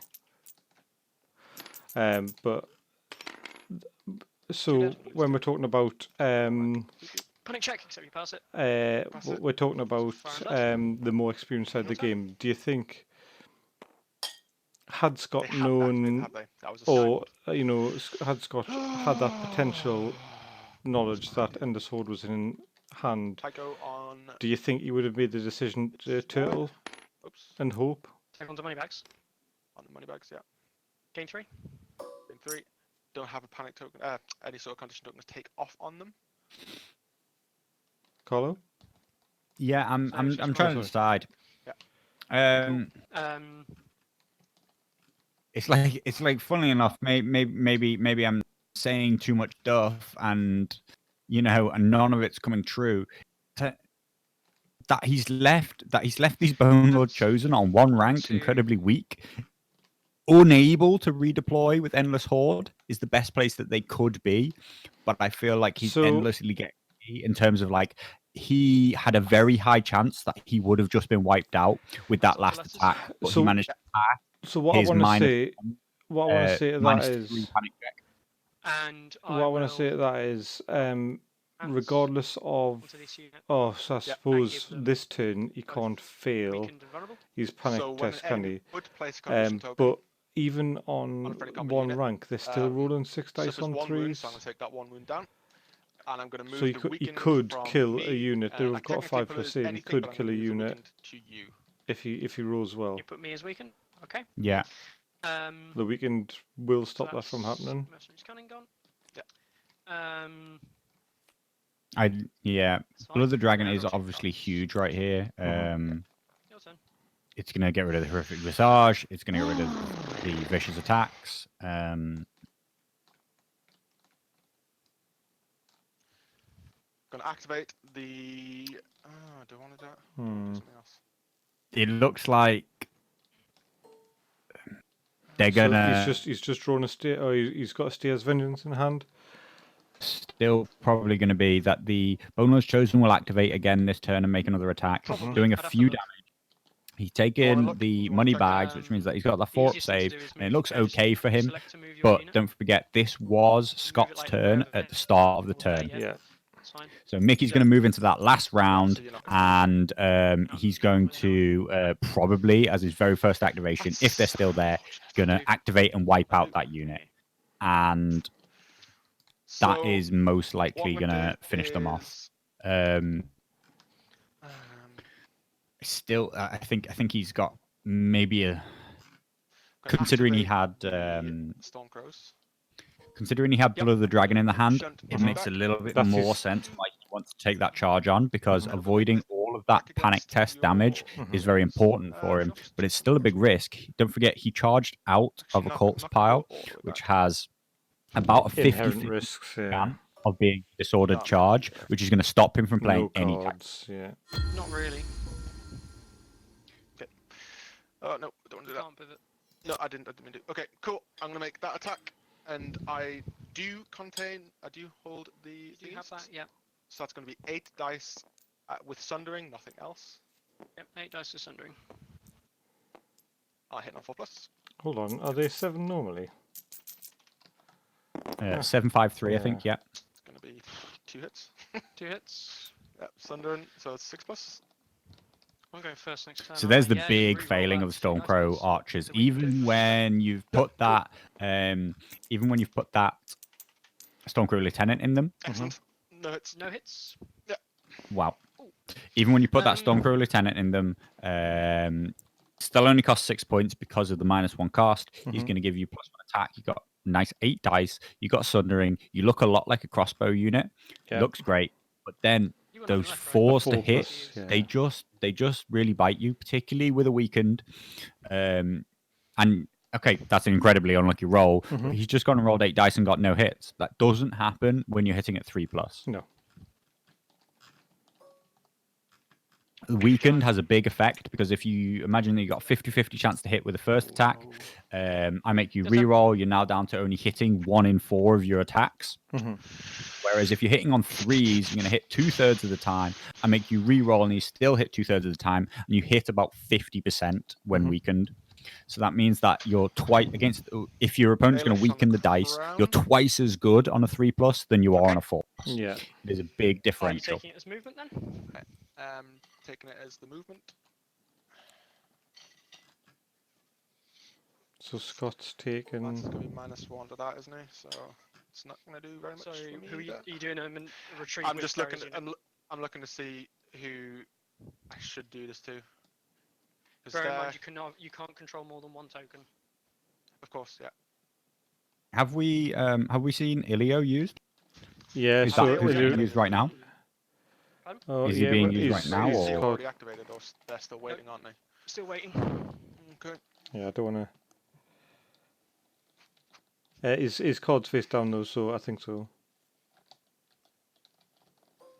I'm gonna maneuver.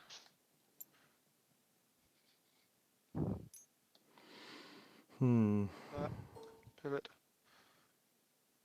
Flying pivot. See if I can cover. The entire thing. You can. There you go. That'll be a little bit more. There's still stuff at the back as well, dude. Alright, you might have to go like almost sideways on. Yeah. Which doesn't actually matter because as long as I'm still in your front arc, you won't get there. Like, I'll just go there. I'll go there. So was this? Okay. Did he just take a maneuver with them? And you've got no active activations left, right? Oh no, you've got a new. I think he's just activated the unit. He's already used the thing, so technically new. Cool. So. Oh, he must have taken a free attack with the money bags. Yes, he did. Yeah. Oh boy. And I just go 5 inches forward. No, the money bags, he definitely put some wounds back on. So where did the shot come from? Still on them. Because he didn't take that. And then, am I in your flank now? Did he just use Ilio right then to reactivate that unit? Okay. Maybe. I'm going to back off an inch then. No, because Ilio has to take a spot on the board, right, to replace it, and replaces its effect with that. Ilio doesn't just do it at any given time. Yes. That was the free activation. Oh, that's for activation. Sorry. Yeah.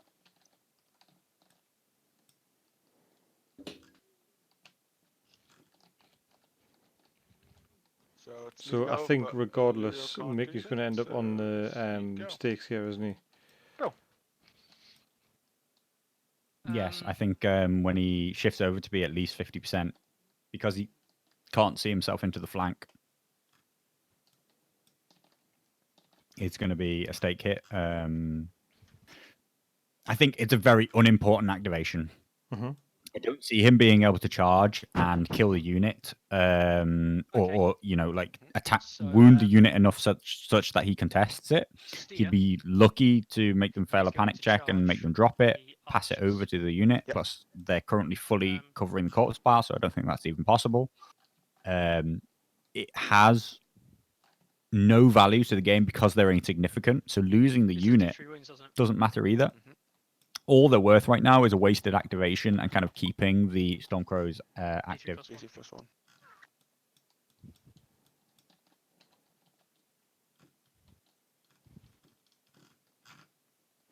It's going to come down to... Like readers shouldn't be insignificant if they've got attachments. or like commanders in. Do you know what I mean? Fair enough. Maybe like attachments of 2. Right. Yeah. Yeah, that would be an interesting rule. Okay. What the It rule would make that skin I'm changes. almost surprised by actually on I don't know, annoyed is the right word. Not actually within long range of anything. I don't like is the fact that bears are given a rule not insignificant. They have a natural inbuilt It's a health ability, isn't it? Where it just says health never. heart rule, which is that they So, never I'm gonna give up charge a victory line points. to there, Um, and I'm going to take D3 plus 1 hits. Oh What's the shit. deal? they never take cost victory points. So what we're talking about there is we're talking about fire and blood for the additional victory points scored by marked units, killing units. We're talking about not being able to turn it off with ability removing rules such as Tywin and stuff like that, who can mean that if you really need a point, you can at least make it. There are ways and counters to insignificant. Not as many as there are insignificant units, which is obviously quite important. But I'm surprised that the bear is worth so little and yet has a decent amount of value. Whereas they entirely took away insignificant from the dogs. They've decided that getting a unit for such a low cost has to have a drawback in that they're worth victory points. Of course. It's up to you. You want to roll it? Yeah, why not? I've been getting ones every single time, Mickey. I think that's the thing that I struggled against the most when I played against Mickey's Free Folk, is that you can feel the whole army of units that is insignificant, and regardless of how many bodies you chew through, you're not scoring points, and he inevitably will kill yours, and those points are the things that make the difference at the end of the game for who wins and who doesn't. You can feel like you're winning a game against the Free Folk on the table, and that's an uphill battle for a start against certain lists. But you can feel like you're doing as well as you possibly can, removing units left, right, and center. You're bringing the activation advantage down. You're getting, you're controlling some points, but they're probably being contested. And then you can suddenly look over to the scoreline and realize that actually you're losing 6-4. Yeah. Because when you think about it, you haven't scored any VPs for all the units you've killed, and the 2 that he's killed, they've scored him 2 points. You've killed 4 or 5 units of raiders, and it's been worthless to you. Yeah.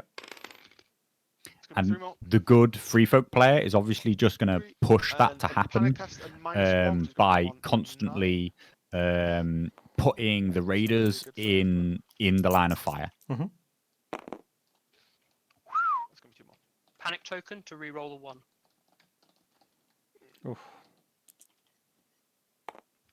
Oh, so I entirely got it wrong. He does still have control of the objective. But no, he doesn't. He failed a panic test. Yeah, no. I'm just going to show you something. True. Yeah. Those 3 raiders may well get to kill that. You're going to get it, yeah, you're going to get it. So you're engaged, so you would have taken it anyway. I can't, if I'm not on it, I can't. Those 3 raiders may well kill that whole Stormcrow unit and take control of that objective. Yeah, I know. Yeah, but if I'm not on the terrain, I can't take it. Yeah, even if I'm engaged with you, I can't take it. Yeah, true, Bruce. So I'm not. Okay. But I am on the terrain. Yeah. I'm fully in the camp that dogs are worth being worth a victory point. Sideways is fine. They Anyway, so that was their activation. What I'm unsure about is why they've decided that it's never at any time. And then yeah, stop picking on the teddies. Why? Shirt's gonna activate. How many cards you got in hand? I disagree. I think that although we haven't seen bears yet, particularly in competitive play, there are problems such as they don't give an actual ector activation. They have to go before the unit, which kind of creates some kind of positional problems. They go after the unit. Sorry, they have to go after the unit, which means that you can't just put the bear in front of your unit, activate him first, and then move your unit up behind, and things like that. there are nuances to the way they play. I still think for 1 point you can buy yourself something which has incredible value 4+ and saves. no downsides at all. Yeah. The only downside is, are you meticulous enough and experienced enough to not get them in your own In way? your way, yeah, which I found actually in that game that Take we back, just played. pass I mean, it was away. the first time I played them, and it was a particularly bad that's game. the end of the turn, right? But Yep. I found that trying to maneuver them was So you're gonna get one, actually and I'm gonna get 0. more Oh, no. hindering than helpful at Oh, times. no, you don't, because I'm engaged with you, dude. Yeah, So and I think I do. they have their own steep The learning rule is, curve, which free if folk it's a- already if it's a have. panic test-based one, So they're not. you You're get not going to the see points instant regardless. strength and value There's out no of them, contesting. but I think when you're good with them, when you've learnt them, you will be able to position them in ways where your opponent is unable to get to any unit. Then those ones it's contest. Okay, yeah, okay. Unactivate everything. And it is my turn first on turn 6.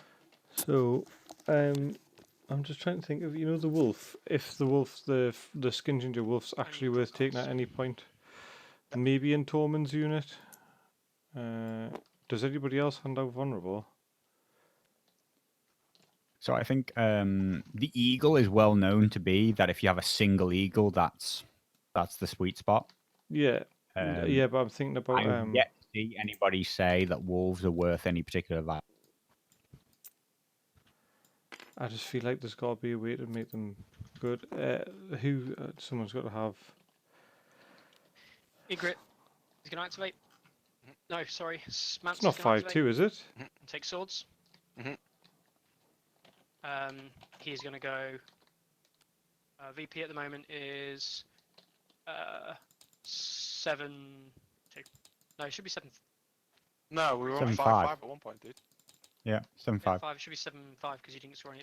Yeah. I don't know why. Right. Okay. So, Mance goes on to these guys. The Stormcrows? Storm Crews, yep. Yep. And gives them The pigeon. a... Yeah, I think The pitch. I think it likes to be called a majestic golden eagle, but yeah. Weakened. Bald eagle. And then Battle Shirt unit is going to attack. Yeah. 6 dice. Yeah. Ah, well, that was still 3. 3 hits. 3 5+ saves. This could be it, though. Yep. Well, it can't be it because you can't fail the panic test. No, he's lost the card, hasn't he? It's a new round. Is 2 it? dead. 2 dead. Panic test Yeah, -1. would- It's going to be an 8+. -3 because of Vicious and the corpse Because pile of behind. Vicious, so it's going to be a 10+.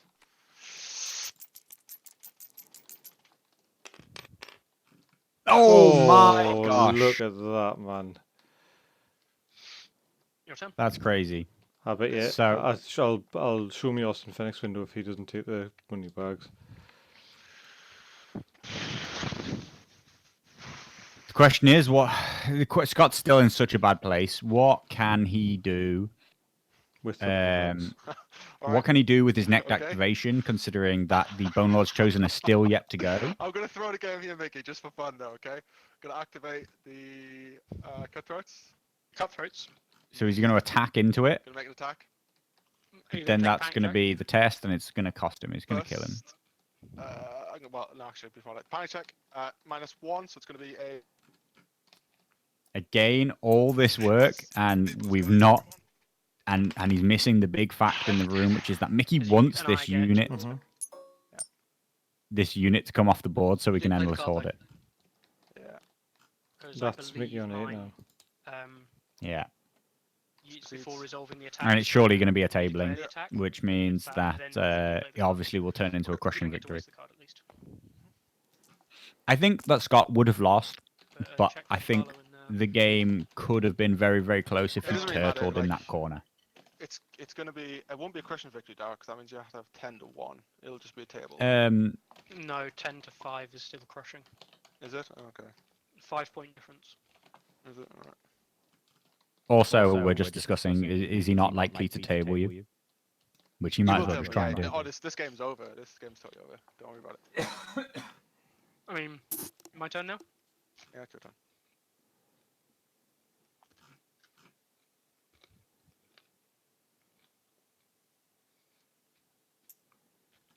You grit onto. I feel like Mickey's maybe Crowns. toying with him here. Oh, I mean, I guess Crowns. Do a Crowns -2 is penalty obviously a on good choice. A good choice Yeah, to it's push through some gonna be damage. Where's the D3? Yeah, I guess he's more likely to kill him with Crowns, possibly if you work out the stats. Nope. But he's managed to pass that test enough. again. I do. I question whether or not the Raiders would have had a better chance. can't, 'cause that's Presumably, not- they'll do a wound and they'll cause So I don't advise a panic you check do as well themselves. There's the outside chance that they'll do 3 wounds, but I guess you got to play that off against the fact that they might do 0 wounds. If Scott wants to stay in the game, you've got to assume that he's got to take money bags. Kill myself as well. That'll be fun. But still, it doesn't look good for him because he's still gonna lose. It would be 5-9 though, unless Mickey can grab another point. Oh no, he actually controls the point with his commander. Mm-hmm. So yeah, that's. Or not do I true. just take the free attack? By the way, guys, it's 5-9 because Mickey scored 3 points at 5-5 because Steyer has the objective. Okay, Yeah, yeah, you know. it's 5-9. And then you killed a unit. Yeah, Thing. okay. Yeah, so I was just thinking about whether or not, unless Okay, do I just go down swinging? unless for the- Scott for the can prep? kill off Steyer, Um, he will lose this round. So yeah, why not? actually, Lyriel maybe his only on chance is to make an Minibags. attack. I'm going to use the free attack instead. Okay. I'm going to use Reckless Strikes, Wow, which is going to put me onto he's a going for it. whopping Still looking 8 for. dice, hitting on 5s. You hit on your highest because you're Stormcrow. Exactly, yeah. So 6 + 2 is What does this? 8. What does this do? -1 to all attacks. Yeah, you're I've got 2. So Minus you're 1 on dice, 8 or- dice. -1 is 7.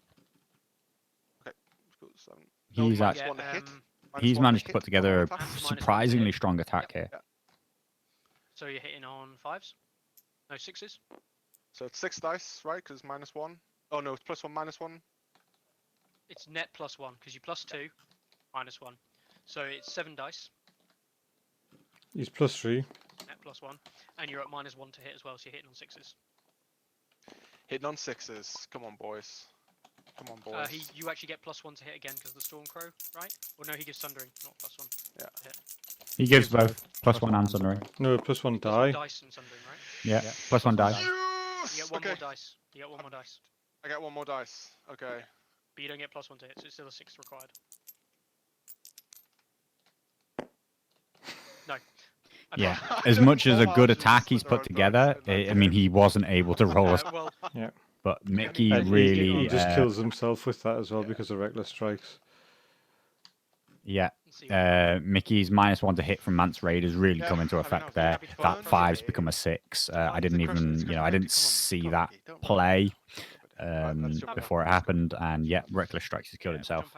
I applaud Scott for going for it though. It was a bigger attack than I thought he'd put together, and attacking out of that space was the only way he was ever going to play. So, Hey boys, how's it going? worth the try. Yeah, not bad. How did that go, mate? It's Targaryens, man.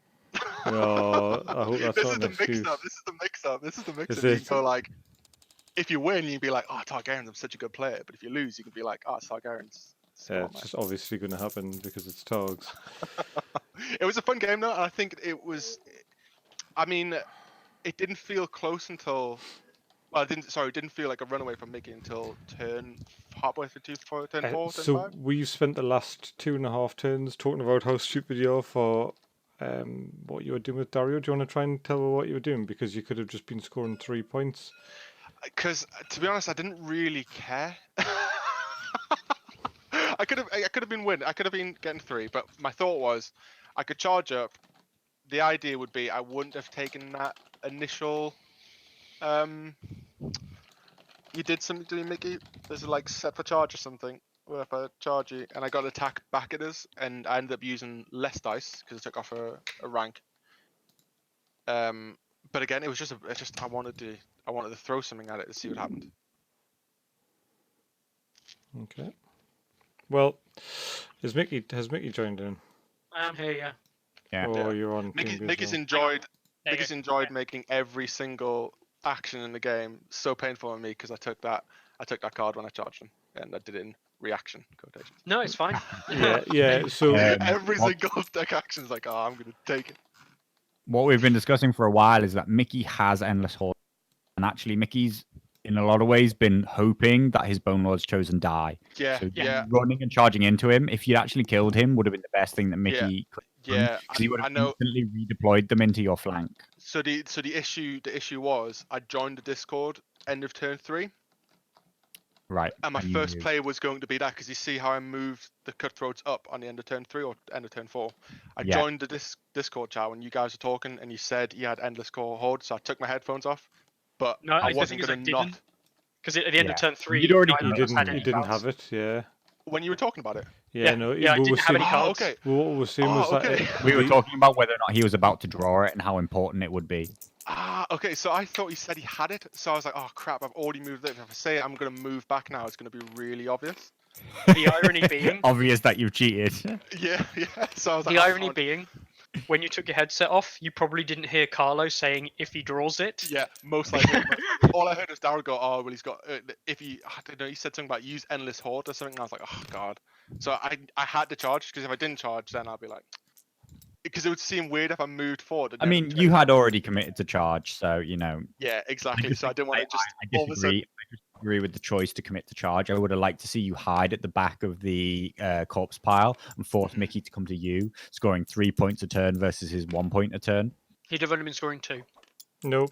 He had Commander, and he had Stormcrows. Dario and Stormcrows. Oh yeah, so as soon as it was Dario and Stormcrows, I agree, he could have sat there and played 3, but then I win the game. I think, because I can just bring everything in around it and surround it. Yeah, I mean, it would have been a timing thing though, because you were already at like 5-all, so you know it would have at least forced you. And your giant was really far away. Oh yeah. You could have spent more time concentrating on killing off these poor fellow these raiders with Stormcrows, because he's not spending activations early in the turn to charge. I just think he could maybe have changed the dynamic to have pressure on you rather than pressure on himself. So the charge put pressure on yourself to be successful, whereas you would have put pressure on Mickey to do something, I think. Yeah, and again, because the Endless Horde was always, well, I assumed it was always going to be there. It would have just been a case of I would have sat back and he would have played Endless Horde. Anyway, it would have still been a table, and it would have still got the end. It just wouldn't have been 10-5. That's what I think anyway. So plus at the end, I'm playing Targaryen with 2 neutral units. Probably, well, the cutthroats are really good, but the archers in that situation are like, uh-oh. Yeah, let's be honest. So you had some absolutely woeful rules there as well. Really bad. So should we just take, because obviously things are coming to a close, do you want to take a couple of minutes just to talk about Song of Ice and Fire stats and what people need to be doing for submission, and then just a couple of minutes to talk about the tournament, what's going to be happening, the little roadmap for it, and then we'll say goodnight. Yeah, brilliant. So obviously, Mickey or Scott are already going to be going onto their own homepage and submitting the result against each other. Don't forget that both of them will then have to verify. Whoever submits the result will be taken to the page and they can verify it straight away. And then they'll tell their opponent and they'll go and check that the result is what they agreed. And they'll verify that. Non-tournament results have just as much use to the stats site and just as much weight for your rankings as the tournament results. But to get a big influx of results, the tournament will be starting next week. There will be some spots actually opening up tonight. I believe there's actually currently 2 spots in the tournament right now from a couple of people who had to drop out because they couldn't commit to the 6 weeks anymore. Yeah. But we'll do a post about that tonight. There's some spots. If you're on the fence, then you know there's a $500 prize pool and the entry is free. So if you have Tabletop Simulator, and if you're in this chat, it seems that you do, because nobody wanted to be in the competition to gain Tabletop Simulator. And if you don't have Tabletop Simulator, if you tune in next week, we're going to be also issuing a second. Actually, so is it next week or the week after that the tournament starts? The tournament will start. The draw will happen next weekend. Next weekend, cool. So what we'll do is we'll try and get stream keys. Sorry, Tabletop Simulator keys out next. Let's see, Tuesday and Friday, and then we know what we're doing for. Tuesday and Thursday. The way the tabletop sim's gonna happen is that we just need a email address which is attached to your Steam account because it's sent as gifts, not keys. Sent as a gift. Yeah. So we've given one to Terror Guy, and then we've got 2 more to go. Yeah, so we've got 2 more keys to give away. So if you take part in the stream, so we're gonna have to try and stream on Tuesday and Thursday. They're my days off next week that I'll be able to stream. So if we try and stream on those nights a game in, and we'll get do another draw on each of those nights, so that all the stream keys are done, the CD keys are done for when the tournament starts. I mean, it's cheap enough to pick up, but it's even better getting it for free, isn't it? So yeah, let's just do that. So as Colin was saying, Song of Ice and Fire Stats, is it .com? .com. ASOIAF, yeah.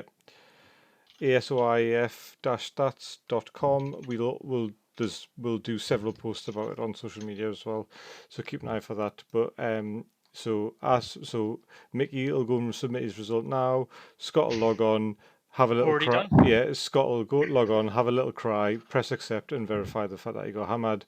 And then that'll go into both of their long-term statistics. And they will be able to see what sort of win-loss ratio they've got for game modes and factions and things like that. The tournament, so it's a 64-player tournament, Swiss style, 6 rounds starting. So rounds are drawn next week. The way we would like to do a round is that you have a week to communicate with the person that you've drawn and arrange a game. After that game's been played on Tabletop Simulator, you both submit and verify. Sorry, one person submits, the other person verifies the result, and those results will all go onto a Song of Ice and Fire Stats and generate the rounds as they need to be generated. Like Carlo said, we've very generously between Song of Ice and Fire Stats and some of the other communities members, including Mythicos Studios, Small Council Radio, Peacekeeper Games, and potentially some more coming. We've got a really nice prize pool. So, for the sake of playing some games on Tabletop Simulator, having a bit of fun, keeping the community alive, and potentially winning some cool models, it's definitely something worth looking at. Currently, we're full, but there is a waiting list that you can sign up for on the Discord. We will leave links for that on all the bigger Song of Ice and Fire groups, which you'll be able to either search for or you'll see coming up over the next few hours. And by all means, sign up for the waiting list and take up any places that get vacated. Because with any tournament, it's always inevitable that people come and go.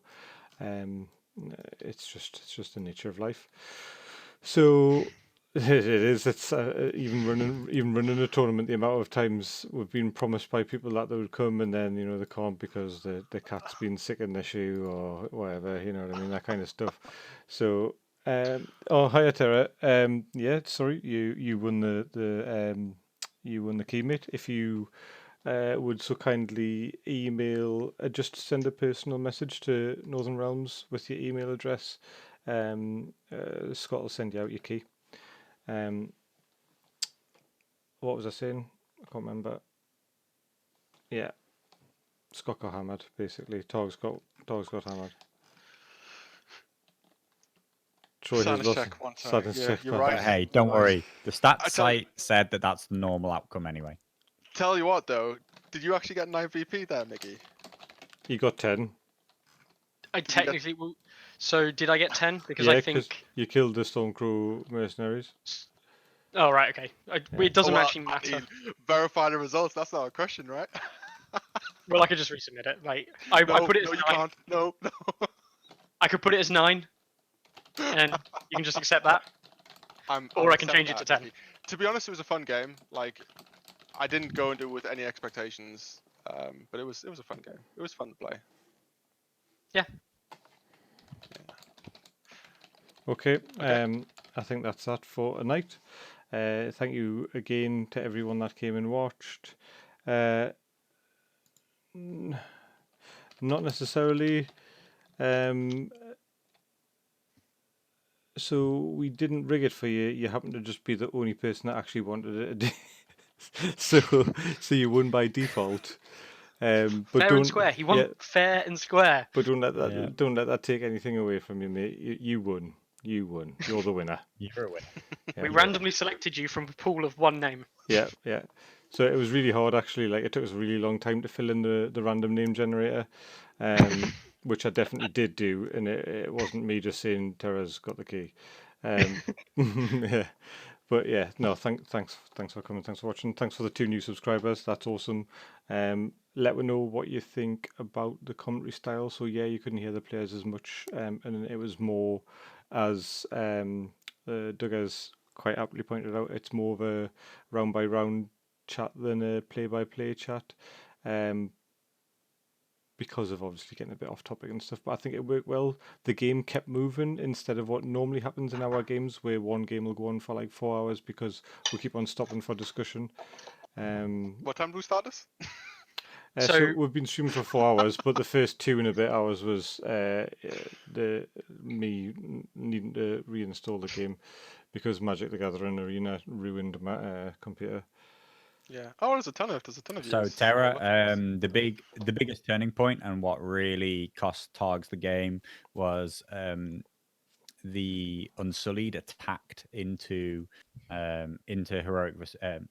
horrific Visage and rolled a 3 for the panic test. Failed their 4+ test. They rolled a 3 Rolled a and 3. they lost 5 models. Yeah, no, six models. So the 6 models. Yeah. So they lost half a unit to an attack that they made, and then that was pretty much all she wrote for the Targaryens. That was the end of the Unsullied. Yeah, mate. Yeah, it was pretty. Even me and Carlo, who really enjoy watching Scott get beat, were a bit upset for him. One day you guys can play Street Fighter.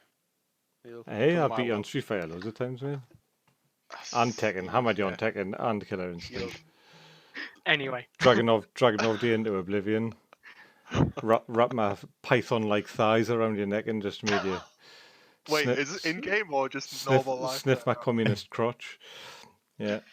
yeah, and on that note, thank you very much. I'll be editing that out of the YouTube video, and yeah, take it easy. See you later. Cheers, much. Hey,